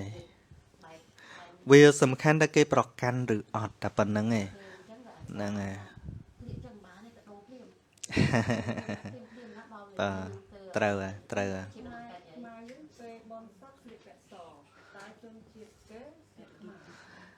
ស្រេចលើគេប្រកាន់អញ្ចឹងស្រេចលើគេប្រកាន់ថាជាអីតែប៉ុណ្្នឹងទេហ្នឹងហើយបើមែនតើស្លៀកពាក់ស originally from India you know ពួកខ្មែរយើងក៏មានពូជពីឥណ្ឌាដែរហើយបើនិយាយពីប្រពៃណីសនោះប្រពៃណីដើមរបស់ចែលដោយគេយល់ថាបរិស័ទរបស់គេនឹងស្លៀកសតំណាងចិត្តស្អាតបរិសុទ្ធហ្នឹងហើយយើងតាមប្របាទហ៊ុនទៀនអីមកបដាមកក៏កាត់គ្នាទៅបើនិយាយពីអាទ្រង់ទ្រាយប្រកាន់ហ្នឹងបោះពីណាពីណីយើងថាពុទ្ធសាសនារបស់ខ្មែរវាមិនត្រូវទៀតហងៃហ្នឹងបើយើងប្រកាន់ថាបោះនៅនេះបោះនៅនោះចានេះបោះណាមានបោះខ្មែរណាមែនអត់ប៉ុន្តែបើសច្ចធម៌ no boundary the teaching the four noble truths has no boundary birth is suffering aging is suffering sickness is suffering the death is suffering so everyone who were born and then die so birth and death is not belong to any particular nation but all for all beings see ចឹងសច្ចធម៌អត់មានបោះណាទេមិនថាធម៌និយាយពីទុក្ខសច្ចៈចឹងដល់កើតជាឥណ្ឌាមកបាននៅក្នុងក្របខ័ណ្ឌទុក្ខសច្ចៈកើតជាខ្មែរអត់នៅក្នុងទុក្ខសច្ចៈណោអត់ទេប៉ុន្តែបើការប្រកាន់ស្រេចគេថាបើការប្រកាន់ណាឧទាហរណ៍ដូចយើងអញ្ចឹងយើងប្រកាន់ថាជួបលោកត្រូវធ្វើម៉េចហ្នឹងខ្មែរយើងអ្នកប្រកាន់ដែរទៅមើលលង្ការគេមិនប្រកាន់អង្គុយដកជើងអង្គុយពេនភ្នែកស្ដាប់លោកពេញតាពេញណីរឿងរបស់គេអត់ប្រកាន់ហ្មងអានេះរឿងប្រកាន់តាសំខាន់ចិត្តណាមโนពពាំងកមាធម្មាហ្នឹងហើយយើងចាស់ច្រើនមើលក្មេងៗខុសរាល់ថ្ងៃចាស់ដែលនៅជាប់របៀបគូសំពេកល្អអ៊ំចេះហ្នឹងហើយក្មេងខ្លះបោកយកកូនកំមុំគាត់ស្រួលតាឲ្យតែសំមួយគាត់ទៅបន្តិចគាត់ត្រូវគាត់ទៅសម្គាល់ថាល្អលើអាហ្នឹងអត់ទេល្អមែនទេណានេះក្មេងខ្លះគាត់មិនសូវចេះទេអានេះមនើបហ្នឹងប៉ិនហាតគាត់ល្អណែហើយចាស់ចេះមើលអាហ្នឹងបើណាចេះអូល្អអ៊ំចេះហ្នឹងគាត់ថាហ្នឹងល្អបន្តិចទៅបោកយកកូនកំមុំគាត់បាន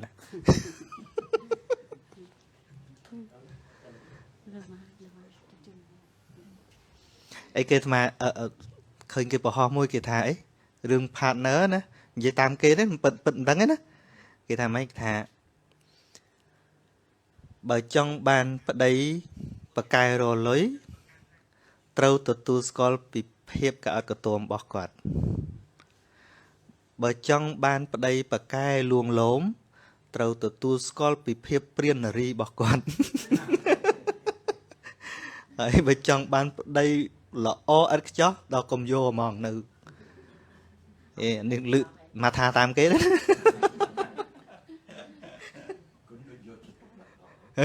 លឺ Yeah. I don't have a question. I have a response to.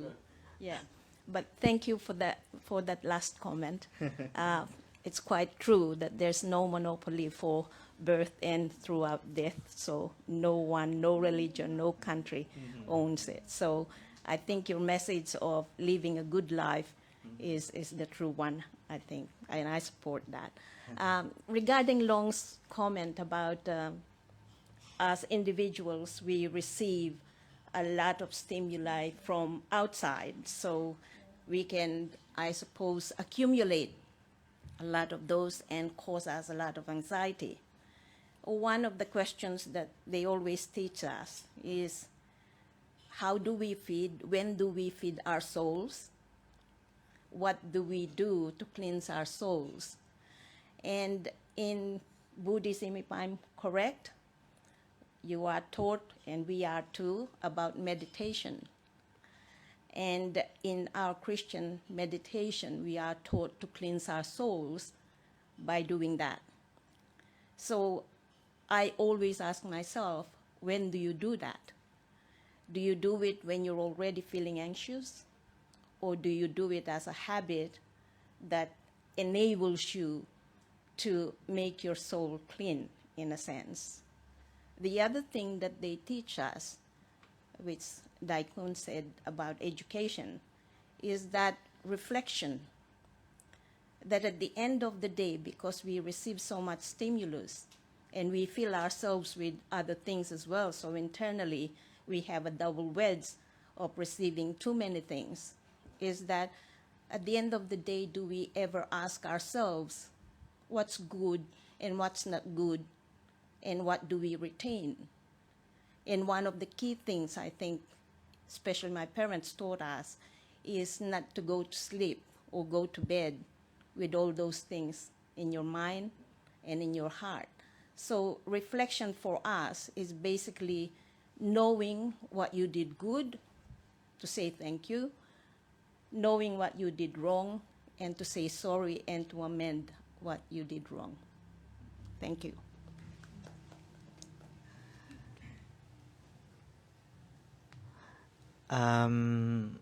To me, through the teaching of the Lord Buddha, I always take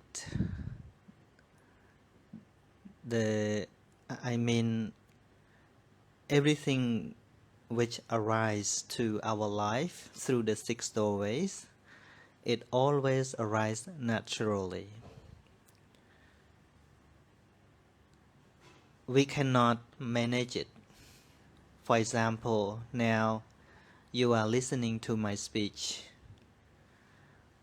Before I say, you don't know what I want to say. And when I speak out, and you are here, you hear what I say. And you cannot order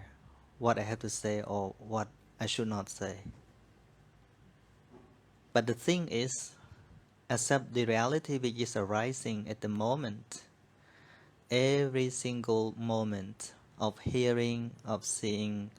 in daily life is the way that I always contemplate on. And it is very helpful. So, practicing Dhamma should be natural. There is no any particular method. See, when you want to choose the time to practice meditation, you have to think. You have to manage your time. But actually, if right understanding is developed through listening, thinking, or contemplating on the reality at this moment, again and again and again, it becomes normal in your life. It means the more you cultivate it, the more you understand the reality. And then you don't need to do anything, just accepting the truth which is arising now. It is a very effective way that Buddha taught. It is called Satipatthana. Satipatthana means the awareness of all realities which arising through these six doors. Like now, you see. Normally, you think you are seeing me, but actually, you never see me. The reality, you never see me. Like yesterday, I gave the example. I asked a young woman when I was delivering my speech, and then I asked her to look at me, and then I asked her to close her eyes for around 1 minute. And then, I walked away from my seat, my chair, and then I came back. And I asked her,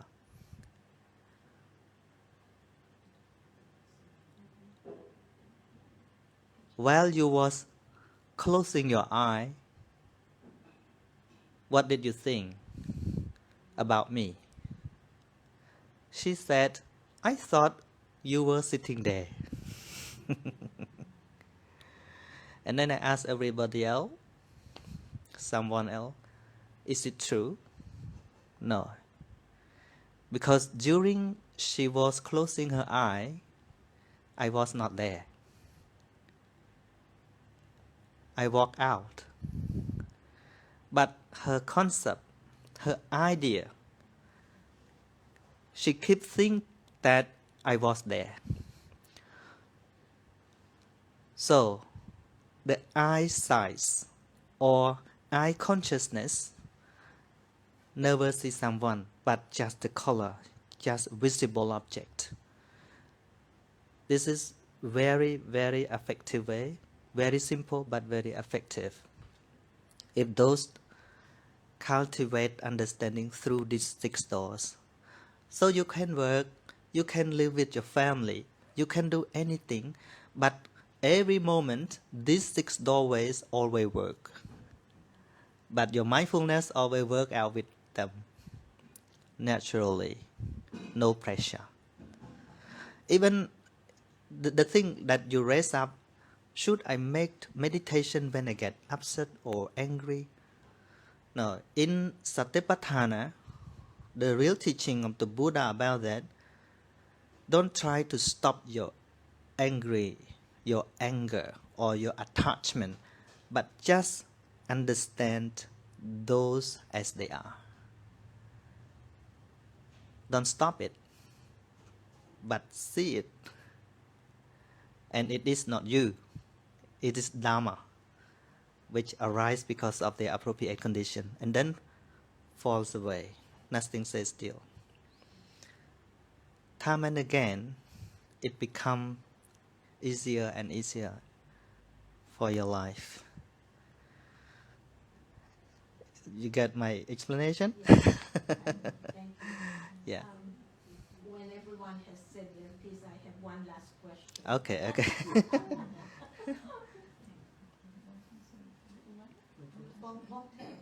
The microphone.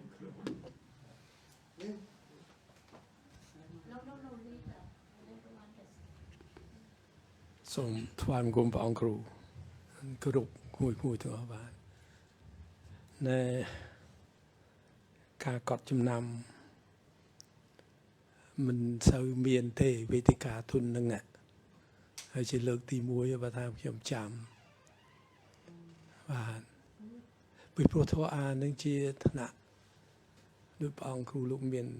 សង្ឃនិកាអញ្ចឹងសតិប្បដ្ឋានណាបាទប៉ុន្តែយើងបានលោកគ្រូលោកជួយបំភ្លឺហើយរឿងខ្ញុំចង់ជម្រាបក្មួយគឺតាមប្រពៃណីនឹងលោកបានរបៀបជាព្យាករតាមគ្នាប៉ុន្តែព្រះអង្គប្រហែលជាលោកមានចម្លើយគឺពុទ្ធសាសនានឹងត្រូវបាត់បង់យ៉ាងតិច2ដងណា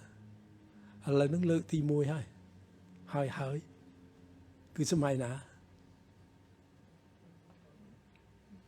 ហ្នឹងណាតែឥឡូវតែម្ដងចុះម្ដងហើយពលពតបាទពលពតណាប៉ុន្តែនៅលើកទី2ហ្នឹងមកវិញលើកទី1ហ្នឹងវាមកវិញណាប៉ុន្តែតាមម្ដងទៀតហ្នឹងបើតាមដែលបរមបុរាណគាត់ផាមកហ្នឹងគឺពុទ្ធសាសនាក្នុងតទៅទៀតសម្គាល់ថានឹងបាត់បង់ហ្នឹងគឺគេមានតែពណ៌លឿងអញ្ចឹងតែហើយមួយទៀនជាទេអ្នកកាន់ពុទ្ធសាសនាបាទឥឡូវយើងឃើញមួយហើយលាយមួយផ្លែទេខ្ញុំគាត់ថាខែបាំងពពកទេណាបើម្ដងទៀតហ្នឹងគឺថាអស់ខែអស់ថ្ងៃខែលិចទេហ្នឹងហើយកើតវិញហើយដែលខ្ញុំចង់ជម្រាបគួយអំពីនៅលងវែកសាសនាតាមពាក្យពេញហ្នឹងគឺថាលងវែកព្រះពុទ្ធសាសនាពាក្យថាវែកធ្វើម៉េចវែកចោលណាហើយមកវិញចោលវាមកវិញណាតែទៅមកវិញដល់ដែលលងវែកនឹងបាត់ពីពុទ្ធសាសនាមកវិញមែនប៉ុន្តែមួយទៀតទៅជាចុងក្រោយហ្នឹងគឺសាសនាគេស្គាល់ថាអ្នកនោះជាបព្វជិតណាជាព្រះសង្ឃជាអីហ្នឹងដោយអាស្រ័យសម្ព័រលឿងយកមកសៀកតិចណាប៉ុន្តែឆ្នាំណាយើងមិនដឹងទេណាប៉ុន្តែទី1នៅយូរទៀតអានឹងនៅយូរទៀតហ្នឹងណារឿងនឹងវែកជាលើកទី2បាទហើយមិនដឹងធ្វើមិនដែរដល់រឿងហ្នឹងគឺថាសួរទៅធ្វើមិនព្រោះសម័យយើងវាធ្វើអីដែលយើងធ្វើបានគណាត្រង់ប៉ុណ្ណឹងហ្នឹងហើយបើថាយើងឡើយហ្នឹងមានវត្តមានវ៉ាប៉ុន្តែខ្វះការរៀនសូត្រហ្នឹងជាពិសេសហ្នឹងសាលារៀនយើងហ្នឹងរៀនធម៌ទៅលោកសង្ឃមានបង្កើតអនុវិទ្យាល័យសាកលវិទ្យាល័យព្រះសង្ឃអីចឹងទៅមកដល់ឥឡូវហ្នឹងអត់ទេទៅមើលសាលារៀនទៅហ្នឹងគឺថាមានទាំងអបាសកអបាសិកានិងក្មេងទាំងចាស់ចូលរៀនគ្នាមកទាំងអស់ហើយពីដើមសម្រាប់ទៅពុទ្ធសាសនាទេណាអាហ្នឹងយើងឃើញវាច្រឡំនឹងសម្បើមណាអញ្ចឹងបានគេមានប្រើពាក្យលងវែកហ្នឹងគឺថាវា2ដងបើយើងឃើញសម័យប៉ុលពតហ្នឹង ទី1ហើយច្បាស់លាស់ហើយឈឹកណាយើងដូនតានឹងខ្សឹបទេធរអាយប់ចឹងខ្សោតប៉ុន្តែអត់ឲ្យគេលឺទេគេលឺគេចាប់ទៅសម្លាប់ប៉ុន្តែម្ដងទៀតហ្នឹងគឺថាសល់ត្រឹមតែសៀតតិចទេណាអានឹងជាព័ត៌មានចាស់ទុំដែលខ្ញុំនាំមកជូនក្មួយបាទតែប៉ុណ្្នឹងទេបងទៅសុំតបបាទនៅក្នុងរឿងដែលបងនិយាយហ្នឹងគឺរឿងនេះតិចហ្នឹងខ្ញុំមិនបានដឹងទេណាប៉ុន្តែពុទ្ធសាសនាដែលយើងបានដឹងនៅក្នុងសង្គមដែលតមកហ្នឹងឃើញអាចបាត់បង់សម្រាប់ប្រទេសខ្មែរបើយើងអត់មានបន្តនឹងការបង្រៀនចេញមកពីខាងពុទ្ធសាសនាចេញទៅដល់ឧបាសកខ្លះនៅជំនាន់ខ្ញុំកណាយានហាក់ដូចជាជួយចាំផងហាក់ដូចជាមានតែខ្មែររោទេដែលបាន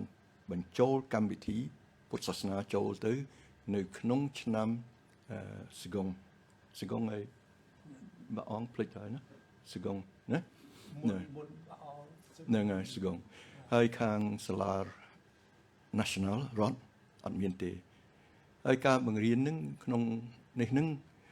អាឡេឡណាខ្ញុំជំនាន់ខ្ញុំកណាហ្នឹងពួកវាឃើញនឹងវត្តអីចឹងហើយប៉ុន្តែឲ្យស្គាល់ស៊ីពេលយូរណាគ្រាន់តែដឹងថាជីវិតអនត្តាអីហ្នឹងគឺតែជីវិតអ្នកឯងមិនមែនអ្នកឯងហ្នឹងគឺរហូតដល់រៀនចប់អីហើយនៅតែមិនយល់ទៀតហ្នឹងប៉ុន្តែអញ្ចឹង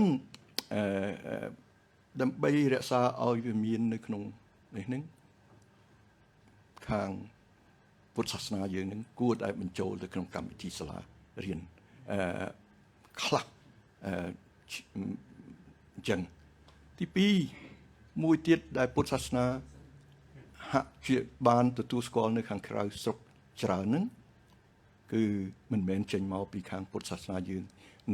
នៅខាងស្រុកខ្មែរឬក៏ភូមិដែលជាកន្លែងពុទ្ធសាសនាមែនទេនេះគឺជាការសាបព្រោះរបស់ស្ដេចទីបេដាឡាឡាម៉ាដែលលោកចេះ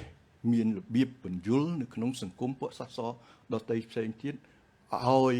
យល់ដឹងអំពីខ្លឹមសារនិងរបៀបរបស់ពុទ្ធសាសនាទៅក្នុងបញ្ចូលទៅក្នុងរឿង meditation អីជាទូទៅហ្នឹងធ្វើឲ្យអន្តរជាតិចាប់ទទួលស្គាល់ឡើងហើយបានយើងនឹងចេះតែក្រោយទៅអ៊ុញសំអញ្ចឹងយើងត្រូវការព្រះគ្រូដែលល្អដូចបដិគុណហើយឥឡូវហ្នឹងខ្ញុំកណាក៏ទទួលស្គាល់ថាព្រះសង្ឃនៅចំនួនក្រោយនេះមានការបញ្យល់បានច្រើនល្អប៉ុន្តែថា20ឆ្នាំមុនគឺពិបាកស្ដាប់ណានឹងគឺអញ្ចឹងដើម្បីបន្តឲ្យកុំឲ្យមានថាធឹមតែអីណាដែលខ្ញុំមិនយល់ផងវាត្រូវតែរៀបចំតាំងពីឆ្ងាយអញ្ចឹងទៅសំឡេងព្រះសង្ឃនៅក្នុងប្រទេសខ្មែរត្រូវតែបញ្ចូលខ្លះទៅក្នុងកម្មវិធីសិក្សាដើម្បីជាសិលធម៌សាបព្រោះសិតតែជាវិន័យល្អដែលយើងគួរតែបញ្យល់ណែនាំតទៅទៀត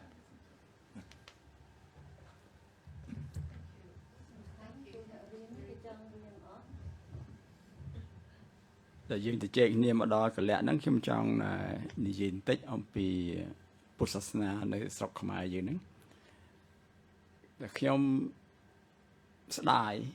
មែនទែនដោយពួកខ្មែរក្រហមពលពតខៀវសំផន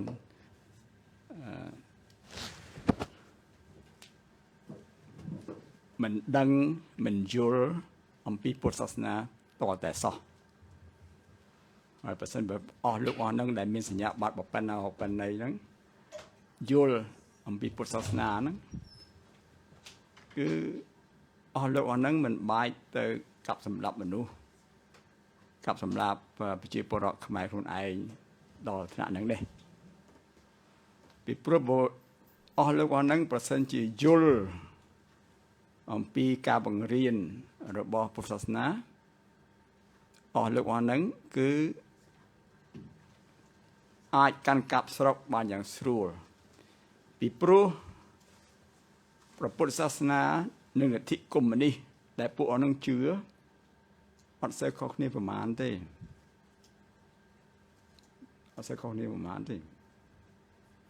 យើងមើលតាមមនោគមវិជ្ជាកុម្មុយនីសដែលគេនិយាយអំពីការលះបង់ណាការលះបង់ទ្រព្យសម្បត្តិដើម្បីឲ្យប្រយោជន៍រួមចែកក្រទាំងអស់គ្នាគឺជាគំនិតកុម្មុយនីសមិនមានអក្រមិនមានអមានបាទដូចជាព្រះសម្មាសម្ពុទ្ធដែលបូជាលះបង់អ្វីៗទាំងអស់ដើម្បីទៅស្វែងរកផលប្រយោជន៍របស់មនុស្សជាតិទាំងមូលនេះគឺជាភាពដែលសមស្របគ្នារវាងលទ្ធិកុម្មុយនីសហើយនិងព្រះពុទ្ធសាសនាការជំនាន់ហ្នឹងប្រសិនបើពួកខ្មែរក្រហមទទួលយកពុទ្ធសាសនាយល់ពុទ្ធសាសនាយកមកអនុវត្តទៅតាមពុទ្ធសាសនាទៅយើងមិនមែនវេទនារត់ចោលស្រុកទាំងអស់គ្នាដូចថ្ងៃនេះទេមានការកាត់សម្បត្តិពីព្រោះអញ្ចឹងបានលោកលីខ្វាន់យូដែលជាអតីតនាយករដ្ឋមន្ត្រីសិង្ហបុរីគាត់និយាយចេះបងគាត់និយាយថាពួកខ្មែរក្រហមហ្នឹងវាមានកំណត់ល្អប៉ុន្តែវាភ្លឺកំណត់ល្អក្នុងន័យថាចង់ធ្វើឲ្យស្រុកហ្នឹងឲ្យមានភាពស្មើគ្នាឲ្យដើរលូតលាស់ប៉ុន្តែរបៀបពួកហ្នឹងមិនយល់រឿងពុទ្ធសាសនាហ្នឹងបានជាទៅប្រើមធ្យោបាយកាប់សម្លាប់ប្រជាពលរដ្ឋខ្លួនឯងទៅវិញអញ្ចឹងបានលីកវ៉ាន់យូគាត់ថាកំណត់ល្អប៉ុន្តែពួកហ្នឹងវាភ្លឺ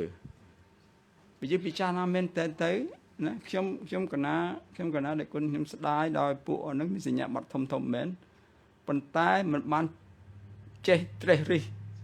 រៀនសូត្រឲ្យគ្រប់ជ្រុងជ្រោយទេណា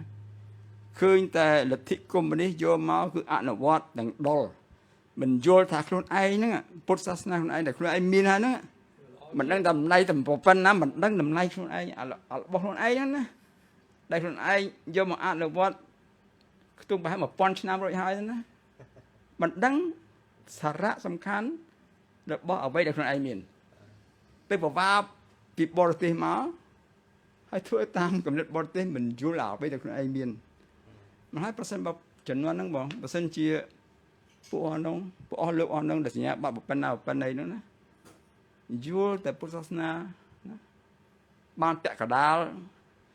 តែគុណសន្តិជាក៏បានដែរក៏យកទៅអនុវត្តបានដែរឥឡូវនេះខ្ញុំសូមជម្រាបណាគំនិតការបង្រៀនរបស់ពុទ្ធសាសនាហ្នឹងពួកខាងសាសនាអាមេរិកកាំងធំច្រើនណានៅកាលីហ្វ័រញ៉ាជាពិសេសដែរគុណនៅសាកលវិទ្យាល័យហ្នឹងគេយកគំនិតគោលសំខាន់របស់ពុទ្ធសាសនាទៅធ្វើអ្វីដែលគេហៅថា Buddhist economics គឺជាយកមកអនុវត្តដើម្បីសេដ្ឋសាស្ត្រសេដ្ឋកិច្ចគេសរសេរសៀវភៅយ៉ាងច្រើនគេសរសេរអត្ថបទច្រើននិយាយអំពីខ្លឹមសាររបស់ពុទ្ធសាសនាគេអាចយកប្រើមកដើម្បីដោះស្រាយបញ្ហាការប្តូរអាកាសធាតុដោះស្រាយបញ្ហាដែលមនុស្សអ្នកមានអ្នកក្របខុសគ្នាខ្លាំងពេកឥឡូវហ្នឹងណាហើយនឹងដោះស្រាយបញ្ហាផ្សេងច្រើនទៀតដែលគេកំពុងសិក្សាគេផ្សព្វផ្សាយខ្លាំងសម្រាប់ហ្នឹងបើយើងនិយាយអំពីការអប់រំខ្ញុំសូមលើកទឹកចិត្តយើងទាំងអស់គ្នាហ្នឹងរកមើលអត្ថបទដែលគេសរសេរអំពីគុណធម៌អំពីខ្លឹមសារនៃពុទ្ធសាសនាដែលយើងអាចប្រើប្រាស់បានមិនត្រឹមតែសម្រាប់ខ្លួនផ្ទាល់ខ្លួនយើងទេសម្រាប់សង្គមមនុស្សជាតិទាំងមូលទៀតបាទអាហ្នឹងគឺជាការវិវត្តមួយសំខាន់ឡងយើងជាខ្មែរយើងមិនដឹងទេប៉ុន្តែគេបរទេសនេះគេចាប់យកមកវិភាគណាគេមើលថាតើអាចយកមកប្រើប្រាស់ដើម្បីជួយកែអ្វីដែលគេហៅថាយើងទុក្ខនឹងវាខ្លាំងពេកអា suffering យើងវាខ្លាំងពេកហើយគេយកគោលគំនិតយកមកប្រើដែរគុណហើយក្នុងហ្នឹងសាស្ត្រាចារ្យម្នាក់គាត់បានសរសេរសៀវភៅគេហៅថា Buddhist economics ហើយខ្ញុំស្នើថាបើសិនយើងទាំងអស់គ្នាមានលទ្ធភាពបានសូមអានសៀវភៅហ្នឹងឲ្យដឹងថាតម្លៃពុទ្ធសាសនាយើងមានហើយហ្នឹងវាតម្លៃប៉ុណ្ណាណាគេមើលពីក្រៅមកគេឃើញពុទ្ធសាសនាអស្ចារ្យតែយើងក្នុងហ្នឹងយើងអត់យល់ទេយើងអត់ដឹងចោលអីទេណា យើងនឹងងំទៅកាប់សម្លាប់គ្នាឯងទៅវិញយើងអត់ដឹងចោលអីទេអាហ្នឹងគឺអ្វីដែលខ្ញុំកណាស្ដាយមែនតើគុណស្ដាយមែនតើ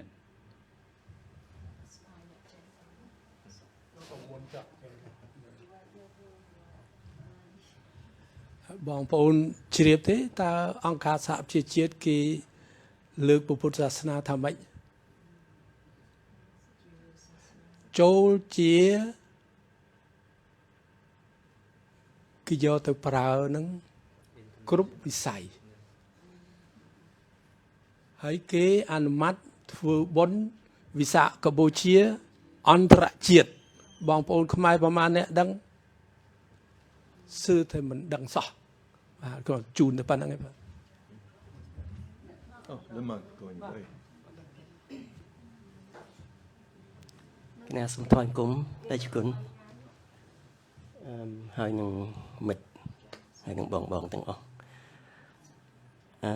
ជាលើកដំបូងដែលខ្ញុំគណៈបានចូលរួមនឹងក្នុងការវិភាគនឹងសួរដេញដោលពីរឿងពធទ្វេតែ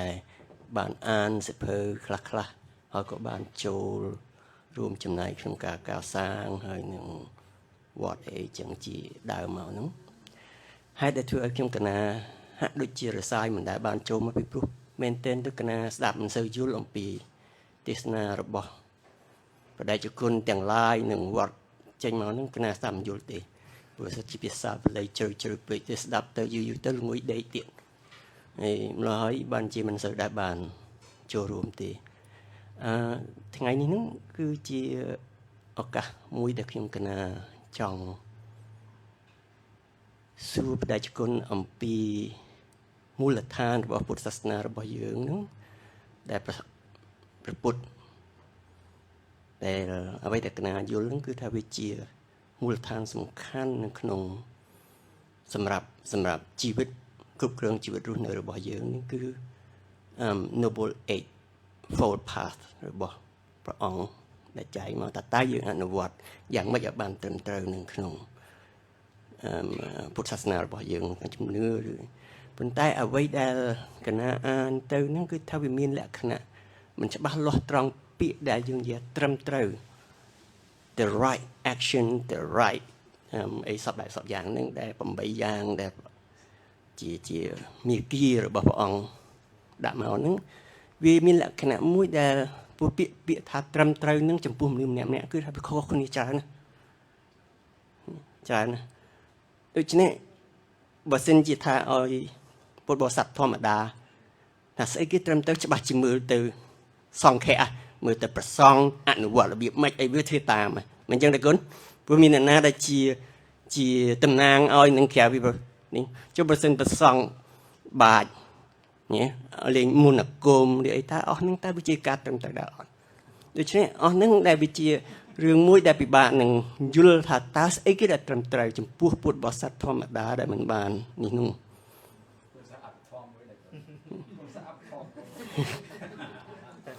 ដូច្នេះក្នុងលក្ខណៈហ្នឹងគឺខ្ញុំកណាយល់ឃើញថាលើចំណុចសំខាន់ដែលគោលការណ៍គោលដៅជាមាគ៌ាសំខាន់របស់ពុទ្ធនៅក្នុងបង្រៀននោះហាក់ដូចជាប្រសងខ្លួនឯងក៏មិនទាន់បានអនុវត្តបានច្បាស់លាស់ដែរដូច្នេះខ្ញុំចង់កណាចង់ឲ្យតែជគុណនឹងបំភ្លឺខ្លះនៅក្នុងលក្ខណៈថាហេតុពាក្យយ៉ាងម៉េចដែលហៅថាត្រឹមត្រូវនឹងឲ្យបានច្បាស់លាស់បន្តិចចូលសូម្បីតែកណាក៏ដូចជាពិបាកនឹងយល់ស្អីគេដែលតែត្រឹមត្រូវនឹងគឺចំពោះកណាគឺកណាយល់អ្វីដែលកណាយល់ឃើញថាវាល្អចំពោះអ្នកផ្សេងមិនធ្វើទុកចំពោះអ្នកផ្សេងឬអានឹងវាការត្រឹមត្រូវដែលកណាយល់ក៏ប៉ុន្តែវាអាចខុសជាមួយអ្នកផ្សេងដទៃទៀតដែលយល់ផ្សេងទៅទៀតដូច្នេះចង់ក៏ណាសូមឲ្យបដិគុណបំភ្លឺខ្លះនៅក្នុងពាក្យត្រឹមត្រូវនោះអរគុណមុននឹងប្រគិនមីក្រូទៅបដិគុណខ្ញុំកណាចង់កែប្អូនតិចនេះប្អូនទេមុននឹងឲ្យទៅនេះហ្នឹងខ្លាចឃើញលោកប្អូនយល់ខុសពីព្រោះ the right speech the right action the right អីណាហ្នឹងមិនមែនប្រែមកថាត្រឹមត្រូវទេគឺត្រូវ គឺនិយាយត្រូវធ្វើត្រូវគិតត្រូវឯណាទាំងអស់មិនមែនគិតត្រឹមត្រូវទេគិតត្រឹមត្រូវមានន័យផ្សេងខ្ញុំកណាយល់ចឹងដូច្នោះនៅកន្លែងហ្នឹងចង់បញ្ជាក់ប្រាប់ប្អូនថាឲ្យទៅមើលឡើងវិញគឺការបកប្រែហ្នឹងគឺការដែលនិយាយមកហ្នឹងគឺ the right action the right speech the right អីណានោះទេមិនមែនត្រឹមត្រូវបានដៃវិនិច្ឆ័យហើយវិនិច្ឆ័យគឺជារឿងនោះទី3ទេវិនិច្ឆ័យប៉ុន្តែនៅក្នុងពុទ្ធសាសនាអត់បាននិយាយត្រឹមត្រូវទេនិយាយតែអំពីត្រូវអញ្ចឹង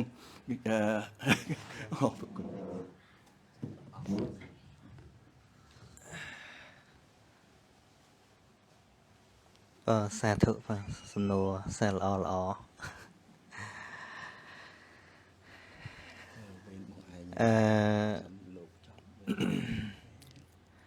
មែនតើទៅនៅក្នុងអរិយមគ្គអង្គ8ហ្នឹងសំបីតែយើងនិយាយហ្នឹងហាក់ដូចជាវាមានផ្លូវ8ប៉ុន្តែពិតផ្លូវតែមួយហ្នឹងពាក្យថាមគ្គអង្គ8ដូចឡានមួយដូចចដើមួយកម្ម8ណាតាមពិតតែមួយឯងហើយអ្វីដែលព្រះសម្មាសម្ពុទ្ធបើកបង្ហាញហ្នឹងគឺដើម្បីឲ្យអាទី1ហ្នឹងវាចេញពីយើងសម្មាទិដ្ឋិអាដំបងហើយដល់ពេលអាសម្មាទិដ្ឋិវាកើតហើយវារុញឲ្យទី2ទី3រហូតដល់ទី8ហ្នឹងកើតឡើង automatically ហ្នឹងហើយប៉ុន្តែគ្រាន់ថាពាក្យសម្មាទិដ្ឋិចាត់ថាជាអរិយមគ្គដែលព្រះអង្គសម្ដែងនោះវាមិនមែនជាគ្រាន់តែជា idea ឬក៏ជា concept ឬក៏ការយល់របស់មនុស្សផ្សេងគ្នាហ្នឹងឯងគឺថារបស់ធម្មជាតិហ្នឹងមានប៉ុណ្ណាយល់ប៉ុណ្ណឹងអាហ្នឹងមិនយល់ត្រូវមែនតើណាហើយជា teaching ដែលព្រះអង្គប្រាប់ឲ្យចំតែម្ដងហ្នឹងគឺយល់ត្រូវចំពោះអរិយសច្ចធម៌ហើយមិនមែនយល់រឿងអ្នកដទៃទេគឺយល់ពីជីវិតខ្លួនឯងនៅក្នុងអរិយមគ្គអង្គ8ហ្នឹងចែកទៅវាមានសិលមានសមាធិបញ្ញាក្នុងហ្នឹងអញ្ចឹងណាដូចជាទី1សមាទិដ្ឋិសមាសង្កប្បៈគិតត្រូវត្រេះរិះត្រូវហ្នឹងគឺរាប់ចូលថាជាបញ្ញាសមាវាចាសមាអាជីវៈសមាកម្មន្តៈនិយាយត្រូវធ្វើត្រូវចិញ្ចឹមជីវិតត្រូវ3ហ្នឹងចាត់ជាសិលណាសិលហើយសមាវេយមៈសមាសតិសមាសមាធិ3ហ្នឹងជាសមាធិអញ្ចឹងមានពេលខ្លះយើងនិយាយថាអរិយមគ្គអង្គ8មានពេលខ្លះយើងនិយាយថាសិលសមាធិបញ្ញាស្មើគ្នាអញ្ចឹងណាអត់លើសគ្នាទេ2ជាបញ្ញា3ជាសិល3ទៀតជាសមាធិហ្នឹងហើយប៉ុន្តែដែលពពុទ្ធបយលមនុស្សហ្នឹងគឺបង្ហើបអាទី1ហ្នឹងវាចេញមកអញ្ចឹងបើកាលណាយល់ត្រូវនឹងវាកើតឡើងហើយនិយាយត្រូវនិយាយល្មិចមនុស្សមានចាំបាច់ប្រាប់អីទៀតបើយល់ត្រូវហើយតែយល់ត្រូវហើយនិយាយត្រូវយ៉ាងម៉េចដឹងហើយតែយល់ត្រូវហើយធ្វើត្រូវយ៉ាងម៉េចដឹងហើយឃើញទេប៉ុន្តែសំខាន់គឺយល់វាអត់ត្រូវដល់យល់អត់ត្រូវធ្វើទៅវាអត់ត្រូវឯងជួនកាលយើងចង់ធ្វើឲ្យត្រូវដែរជាមួយនឹងការយល់ខុសហ្នឹងអាពីចង់ត្រូវរបស់យើងវាទៅតែខុសដដែលហ្នឹងដូចខ្ញុំលើកឡើងវិញអញ្ចឹងណាហ្នឹងហើយបើយើងលំបាកគិតព្រះអង្គចង្អុលបង្ហាញហ្មងពាក្យថាយល់ត្រូវហ្នឹងគឺយល់ចំពោះអរិយសច្ចធម៌ទាំង4ស្គាល់យល់សេចក្តីទុក្ខហ្នឹងច្បាស់នឹងមួយហើយទុក្ខហ្នឹងយល់ពីហេតុដែលនាំឲ្យកើតទុក្ខហ្នឹងច្បាស់ទៀតហើយយល់ពីសុខពិតគឺព្រះនិព្វានហ្នឹងច្បាស់ហើយនឹងយល់ផ្លូវទៅកាន់ទីរំលត់ទុក្ខហ្នឹងច្បាស់យល់ខុសពីហ្នឹងជា concept ខ្លួនឯងមិនហៅថាសមាទិដ្ឋិអាហ្នឹងវាគ្រាន់តែថាជាការគិតការវិចារណាអីសម្រាប់បុគ្គលមានកិលេសធម្មតាហ្នឹងហើយដោយគេរកឃើញអាវុធបរមាណូអីមិនមែនសមាទិដ្ឋិទេអាហ្នឹងបកកែគិតបកកែឆ្នៃចេញជារបស់តែជាសមាទិដ្ឋិមែនទេព្រោះសមាទិដ្ឋិជាតួសោបនធម៌ជា wholesome ជាកុសលអញ្ចឹងជាកុសលharmful ឯក្នុងហ្នឹងហើយមនុស្សអាចមានសមាទិដ្ឋិហ្នឹងគឺត្រូវតម្រង់ផ្លូវលើកាយវិចារចិត្តខ្លួនឯងហ្នឹងបានមានសមាទិដ្ឋិ មើលឲ្យគេអត់ត្រូវអញ្ចឹងបានមេគាព្រះអង្គដូចជាបង្រៀន driver ឡានអញ្ចឹងគឺបង្រៀនមនុស្សម្នាក់ឲ្យបើកខ្លួនឯងឲ្យត្រូវឃើញទេឲ្យម្នាក់ហ្នឹងចេះច្បាប់ហើយឲ្យបើកឲ្យត្រូវបង្រៀនពីម្នាក់ទៅម្នាក់មែនប៉ុន្តែបើកម្នាក់ត្រូវច្រើនគ្នាទៅពេញតែផ្លូវប៉ុន្តែត្រូវទាំងអស់គ្នាប៉ុន្តែដើម្បីបើកត្រូវនៅនោះត្រូវរៀនយក license ខ្លួនឯងមនុស្សចាប់ផ្ដើមទៅរកផ្លូវត្រូវហ្នឹងអត់មានទៅរកក្នុងអ្នកដតីទេរកក្នុងខ្លួនឯងដូចអ្នករៀន driver អញ្ចឹងខ្ញុំបើកបរខ្ញុំទៅរៀនសម្រាប់យក license ខ្លួនឯងមែនណាដល់គ្រប់គ្នាជា driver ហ្នឹងបើកត្រូវគ្រប់គ្នាទៅវាទៅជាសហគមន៍មួយបើកលើផ្លូវតែមួយអត់ប៉ះគ្នាពពុទ្ធមាគេពពុទ្ធគឺចេញពីខ្លួនម្នាក់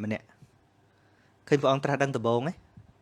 ព្រះអង្គដឹងអាសេចក្តីពិតហ្នឹងតែម្នាក់ឯងទេដំបូងក្រោយមកព្រះអង្គធ្វើឲ្យអ្នកនៅជុំវិញព្រះអង្គហ្នឹងយល់ដែរយល់ហើយឆ្នាំទី1ហ្នឹងបាន60អង្គបញ្ជូនអ្នកទាំងអស់គ្នាទៅផ្សព្វផ្សាយដើម្បីចែករំលែកការយល់ត្រូវហ្នឹងចឹងការផ្សាយធម៌អាត្មាមានលោកតថេរៈធំមួយនៅភូមិមាលោកថាងឲ្យទៅលើពួកអ្នកផ្សាយធម៌លោកជ្រិញមកលោកថាចង់និយាយថាយាមប៉ុណ្ណាណៃដើរប្រមូលតលុយជាថាខ្លួនឯងដើរផ្សាយធម៌លោកចឹងអញ្ចឹងណាពាក្យថាផ្សាយធម៌ពិតប្រកបគឺត្រូវរៀនយកធម៌ពិតប្រកបមកដាក់ក្នុងចិត្តសិនអញ្ចឹងមកគ្រប់គ្រងកន្លែងហ្នឹងដូចយើងផ្សាយអញ្ចឹងណាដើម្បីឲ្យប្រព័ន្ធវាផ្សាយទៅបានត្រូវមាន signal របស់វាសិន make sure ថាកាមេរ៉ាហ្នឹងថតចូលទៅកុំទូរស័ព្ទបាននៅហើយមាន signal តបភ្ជាប់ផ្សាយទៅអ្នកដទៃបានទៀតហើយអាកាមេរ៉ាខ្លួនឯងអត់ច្បាស់ផងហើយយើងចង់ផ្សាយអញ្ចឹងមនុស្សដែលចង់ផ្សាយទៅអ្នកដទៃទល់តែខ្លួនឯងហ្នឹងច្បាស់អង្គមេគាដែលត្រូវកុំឲ្យវាច្រឡំទល់តែម្នាក់អ្នកនិយាយហ្នឹងអ្នកផ្សាយទៅគេហ្នឹងវាច្បាស់ក្នុងខ្លួនសិនហ្នឹងដែរតែអត់ច្បាស់អញ្ចឹងបានមួយរយៈមុនហ្នឹងមនុស្សចេញមកបង្កើតជាកម្មវិធីត្រូវលើកកម្ពស់ពុទ្ធសាសនាអីអាត្មាមិនដែលចាប់អារម្មណ៍ទេរឿងអញ្ចឹងសួរថាដែលយើងស្រឡាញ់ពុទ្ធសាសនាហ្នឹងបានរៀនយកមកដាក់ខ្លួនយើងនៅឃើញណាវាទៅដល់ក្នុងខ្លួនយើងហ្នឹងរៀនអាហ្នឹងឲ្យវាឃើញច្បាស់សិនហើយតែយើងច្បាស់គ្មានណា stop យើងបានទេអាត្មាជឿជាក់អញ្ចឹងហ្មងឲ្យតែច្បាស់ថ្ងៃហ្នឹងគឺស្ដាប់មិនបានស្អែកនិយាយទៀតស្អែកនិយាយមិនស្អែកនិយាយទៀតបាត់អត់ដូរគោលដៅអញ្ចឹងការងារហ្នឹងមានតែខ្លួនឯងទេដែលបញ្ឈប់ខ្លួនឯងអាហ្នឹងបើយល់ត្រូវហើយណាអញ្ចឹងយល់ត្រូវពិតប្រកបមិនមែនស្មានមិនមែនមើលទៅលែនអ្នកដតីទេគឺមើលទៅលើសភាវៈតាមសេចក្តីពិតនៅក្នុងអរិយសច្ចធម៌ប៉ុន្តែវាមានធនធានគិតចារណាទៅបានទៅលើរៀនស្ដាប់រឿយហើយស្ដាប់ចំការបរៀនរបស់ពុទ្ធហ្មងស្ដាប់ខុសក៏ខុសដែរហ្នឹងហើយអាត្មាបានឆ្លើយចំសំណួរទៅបើមិនតាន់ចំតទៀតបើសាធុបើពួកជួនកាលគេយកទៅធ្វើអីរឿងផ្សេងអល់មានអ្នកខ្លះយកទៅសរសេរសភៅឲ្យជាកម្លាយពាក្យព្រះអង្គដល់កម្លាយទៅញាតិញោមវល់ពេញនឹង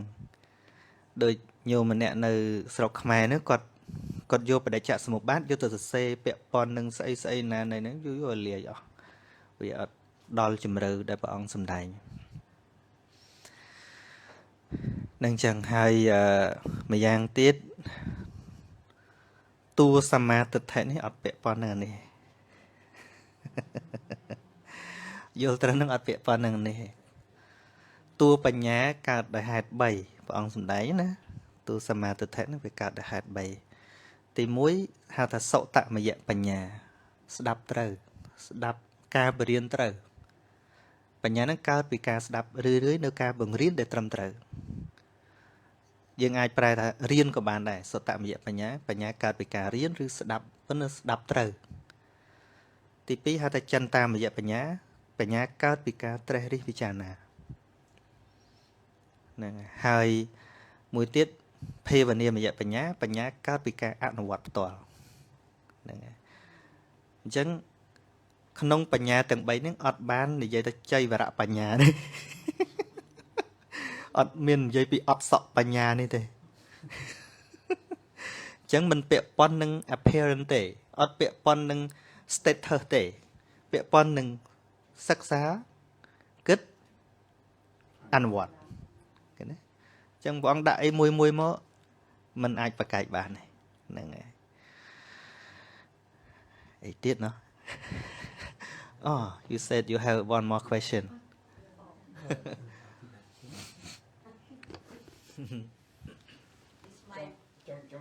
One last question. Very happy to be back.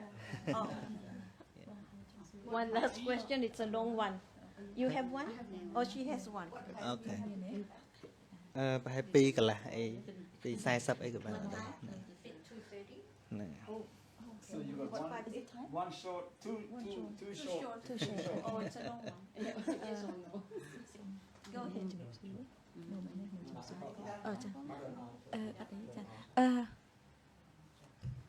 ចាសូមថ្វាយបង្គំព្រះអង្គម្ចាស់សំទោសខ្ញុំអត់សូវចេះនិយាយភាសាលោកដឹកគុណចាខ្ញុំមានសំណួរមួយសួរពីរឿងការស្លាប់ហើយនិងការចាប់ជាតិចាឮជារឿយថាមានយើងស្លាប់ទៅព្រលឹងនឹងចេញមកក៏មានចាប់ជាតិចាហើយមានអ្នកខ្លះមិនថាជនជាតិណាសូម្បីជនជាតិផ្សេងខ្លះក៏គេមានជំនឿបែបហ្នឹងដូច្នេះខ្ញុំចង់សួរបដិជនថាតើបដិជនមានពុទ្ធិកាយ៉ាងម៉េចដែរក្នុងការជំនឿហ្នឹងសូមអរគុណការស្លាប់ចតិនិងបដិសន្ធិមានក៏ប៉ុន្តែវាមិនមានដូចយើងគិតចឹងណាមានប៉ុន្តែវាមិនមានដូចយើងគិតរបស់មានតែមួយឯងប៉ុន្តែគិតវាមានច្រើនយ៉ាងហើយបានសាសនាវាមានច្រើនឃើញណារបស់ពិតអត់ដែលមានច្រើនទេណាបដិសន្ធិចតិបដិសន្ធិវិធីសាស្ត្រដែលវាវិលក្នុងវត្តដាក់វាតែមួយឯងវាវិលដូចតែគ្នាហ្នឹងប៉ុន្តែសំខាន់អ្នកយល់នឹងយល់ត្រូវរឿងហ្នឹងអត់ឃើញណានឹងចូលប្រសាមាទិដ្ឋិទៀតហ្នឹងហើយដល់ជំនឿផ្សេងគ្នាទៅខ្លះគេថាព្រះយកទៅនៅឋានសួគ៌ទៅអ្នកខាងគ្រីស្ទក៏ថាទៅនៅឋានសួគ៌មួយព្រះទៅបើគោរពព្រះអ្នកខាងហិណ្ឌូក៏ទៅនៅមួយប្រព្រំទៅអ្នកខាងណាមហាម៉ាត់ក៏ទៅនៅមួយព្រះគេទៀតទៅប៉ុន្តែ circle of life ហ្នឹងវាតែមួយឯងតែមួយឯងប៉ុន្តែ concept different ហ្នឹងហើយអញ្ចឹងបានគេសួរថា is there god គេសួរស្មាអញ្ចឹង God have or not I don't know but the belief in God really have តួជឿថាមានព្រះមានតែ God មានមែនទេមិនដឹងមែនទេហ្នឹងនរកប្រែតអីចឹងគេសួរមានមែនទេរឿងមែនមិនមែននោះអត់មានអីទៅវោះទេប៉ុន្តែជំនឿដែលជឿថាមានគឺពិតជាមានគឺមានជំនឿហ្នឹងឯងសច្ចធម៌មានតែមួយទេបើកាលណាយល់ពីសច្ចធម៌ហើយមនុស្សនឹងទម្លាក់ចោលរាល់ជំនឿទាំងឡាយមកចាប់យកតែរឿងមួយដូចគ្នាទាំងអស់ឧទាហរណ៍ថាមនុស្សដើរក្នុងព្រៃវង្វេងទិសខុសគ្នាអ្នកខ្លះអង្គុយនៅក្នុងព្រះវិហារមួយអ្នកខ្លះគិតថាព្រះអង្គបែរមុខទៅត្បូងអ្នកខ្លះទៀតវង្វេងថាព្រះអង្គបែរមុខទៅលិចអ្នកខ្លះទៀតវង្វេងថាព្រះអង្គបែរមុខទៅជើងតាមពិតព្រះពុទ្ធរូបនោះបែរមុខទិសតែមួយឯងគឺទិសខាងកើតប៉ុន្តែតាមការវង្វេងរបស់មនុស្សថាព្រះអង្គបែរកាន់ទៅកាន់ទិសហ្នឹងមានទេថាមានប៉ុន្តែគាត់ថាទៅជើងខ្លះទៀតថាទៅលិចខ្លះទៀតថាទៅត្បូងដូចថ្ងៃមុនអាត្មាទៅស៊ីដនីមួយអង្គគ្រូមួយអង្គលោកមកពី Brisbane លោកថាប្រពុតហ្នឹងបែរប្រភេទទៅជើងអាត្មាថាបែរមុខទៅត្បូងក្នុង feeling របស់យើងក្នុងអាការយល់របស់យើងចំណាំបែរមុខត្បូងប៉ុន្តែ reality មិនចឹងទេទៅកើតតាខុសទាំងពីរហ្នឹងដូចវែងផ្លូវចឹងមនុស្សវែងខុសគ្នាប៉ុន្តែផ្លូវមានតែមួយមែនអត់ហ្នឹងហើយចឹងវាអត់សំខាន់ថា different religion ឬក៏ជំនឿខុសគ្នាគិតយ៉ាងម៉េចគិតមិនរឿងរបស់មនុស្សអ្នកគិតប៉ុន្តែ reality have only one ចឹងណាមានតែមួយឯងអញ្ចឹង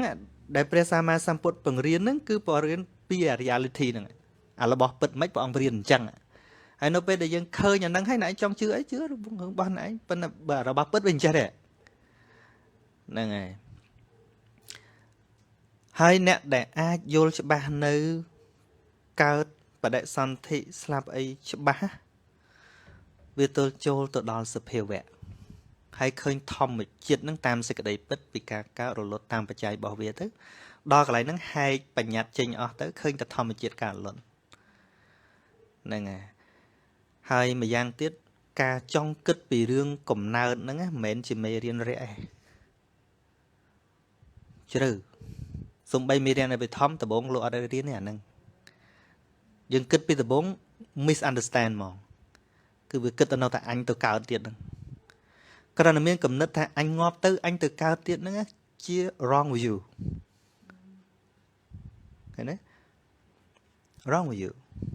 ព្រោះហេតុពិតវាអត់អញព្រោះក្នុងធម្មជាតិជាអនត្តាហ្នឹងអត់ខ្លួនទេតែក្នុងគំនិតយើងខ្វល់ថាស្លាប់ហើយទៅកើតឯណាអញ្ចឹងបានជាធ្វើបន់ឲ្យបន់ហ្នឹងឃើញទេហើយព្រះអង្គថាតណ្ហា គឺជាប្រភពនៃសេចក្តីទុក្ខមិនអញ្ចឹងហើយចុះអាគណៈយើងបន់ជាតិក្រោយនឹងស្អីគេមិនតណ្ហាយើងថាទៅធ្វើបន់មកថាអត់ទេទៅកពូនតណ្ហា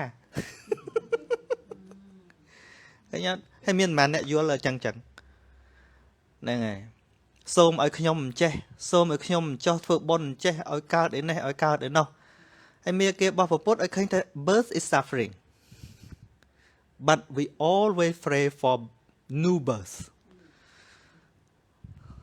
ឃើញទេចង់សុខក៏ប៉ុន្តែអានេះដូចមនុស្សដូចមនុស្សម្នាក់អង្គុយលើចក្រានហើយដុតភ្លើងពីក្រោមហើយចង់ឲ្យត្រជាក់អញ្ចឹងមែនទេហ្នឹងអញ្ចឹងឯងហើយទៅវិលទៅសុខឃើញដែរអត់ទេហើយដល់ពេល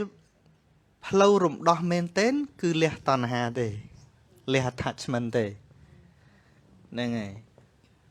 ព្រោះនៅក្នុងហ្នឹងឃើញទេព្រះនិព្វានមានឈ្មោះ3គឺការមិនមានអាល័យក្នុងតណ្ហាការមិនជាប់ជំពាក់ក្នុងស្អីការស្រឡះផុតការអប្រាថ្នាអីទាំងអស់ហ្នឹងឯងជាឈ្មោះនៃព្រះនិព្វានហ្នឹងហើយប៉ុន្តែយើងទៅធ្វើបុណ្យហ្នឹងប្រាថ្នានិព្វានដែរក៏ប៉ុន្តែយើងប្រាថ្នាអាពូជប្រឆាំងនិព្វានឃើញទេចឹងពាក្យថាសម្មាទិដ្ឋិវាមានរឿងច្រើនដែលយើងសិក្សាទៅជាជំនួយដល់សម្មាទិដ្ឋិមានពេលខ្លះយើងនិយាយទៅពីសម្មាទិដ្ឋិហ្នឹងយើងចាប់អត់បានទេ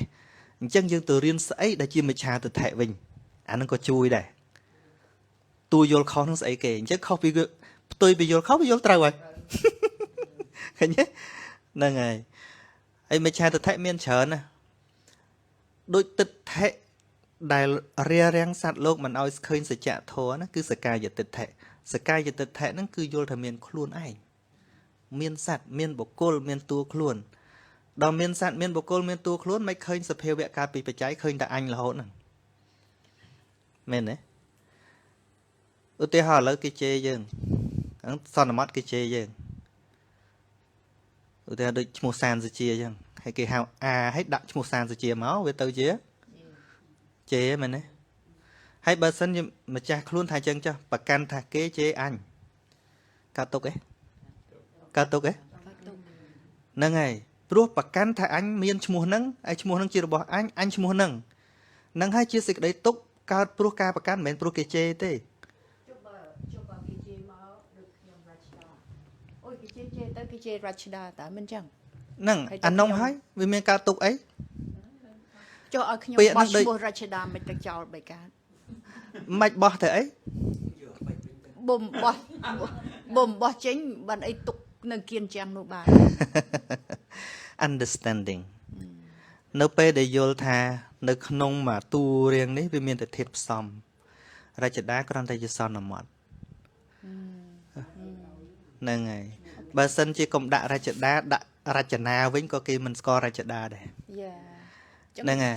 មានពេលខ្លះយើងនិយាយពាក្យត្រូវតែការយល់នៅតែមិនត្រូវឧទាហរណ៍ថា ដឹងដែរថាប្រពុតថាតណ្ហាគឺជា cause of suffering មែនទេប៉ុន្តែនិយាយនេះខ្ញុំមិនចូលចិត្តទេអញ្ចឹងហ្នឹងហើយកំពុងបង្កើត ចឹងបានន័យថាយើងយកខ្ញុំនឹងទុកមកកន្លែងទៅ គ្មានខ្ញុំណាទៅទុកមកកន្លែងទៀត វាអត់មានខ្ញុំ យកខ្ញុំទៅយកខ្ញុំដាក់ណាក៏អត់ដែរ អត់មានខ្ញុំហ្មង នៅពេលដែលបញ្ញាកើតឡើងឃើញតែសភាវៈដែលកើតឡើងនៅក្នុងធម្មជាតិនឹងស្មើកើតរលត់គ្មានហូលអីទុកបានទេចិត្តរួចស្រឡះនៅពេលអត់ប្រកាន់នៅពៀនមានឈ្មោះមួយយ៉ាងទៀតថាអនាទានហ្នឹងមានន័យថាអត់ប្រកាន់ពេលណាចិត្តស្រឡះពេលហ្នឹងហើយនៅពៀនត្រូវពលត្រូវនៅពេលមានជីវិតនេះឯងមិនមែនស្លាប់ទេមនុស្សភាគច្រើនខ្លាចនៅពៀនព្រោះយល់ថាពេលស្លាប់បានដល់មិនមែនទេនៅពៀនដូចពេលយើងជារោគចឹងឃើញទេហ្នឹងហើយ Okay, go ahead, please. I think someone else wants to Oh. ask one too. You take me as a noise, huh?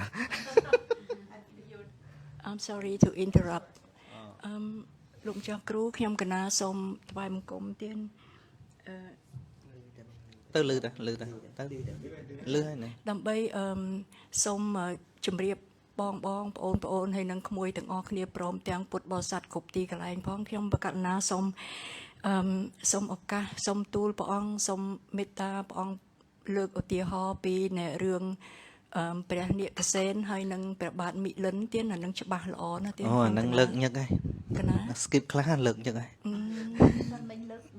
ម្សិលមិញលើកហ្នឹងសូមព្រះអង្គមេត្តា តើលើពេលតិចតោះ skip សិនចាំនិយាយថ្ងៃក្រោយទៀតនិយាយអស់ពេកលែងចង់ស្ដាប់ Okay ហ្នឹង Before we finish, I just want to thank you for sharing welcome. your wisdom, and I hope that the experience for you is a wholesome one. Personally, it is, and I've learned a lot, and I'm sure that everybody shares the same. But this is a question, it could be a long answer, but you don't need to answer it, and we might have to reschedule another time if that's possible. With all religions and with all beliefs, and different types of faith, there are stories about the origin of life. I was wondering whether Buddha has any kind of teaching or words about the origin of life. Thank you. Okay, there is no the starting point, and also there is no any ending. Whenever karma still continue.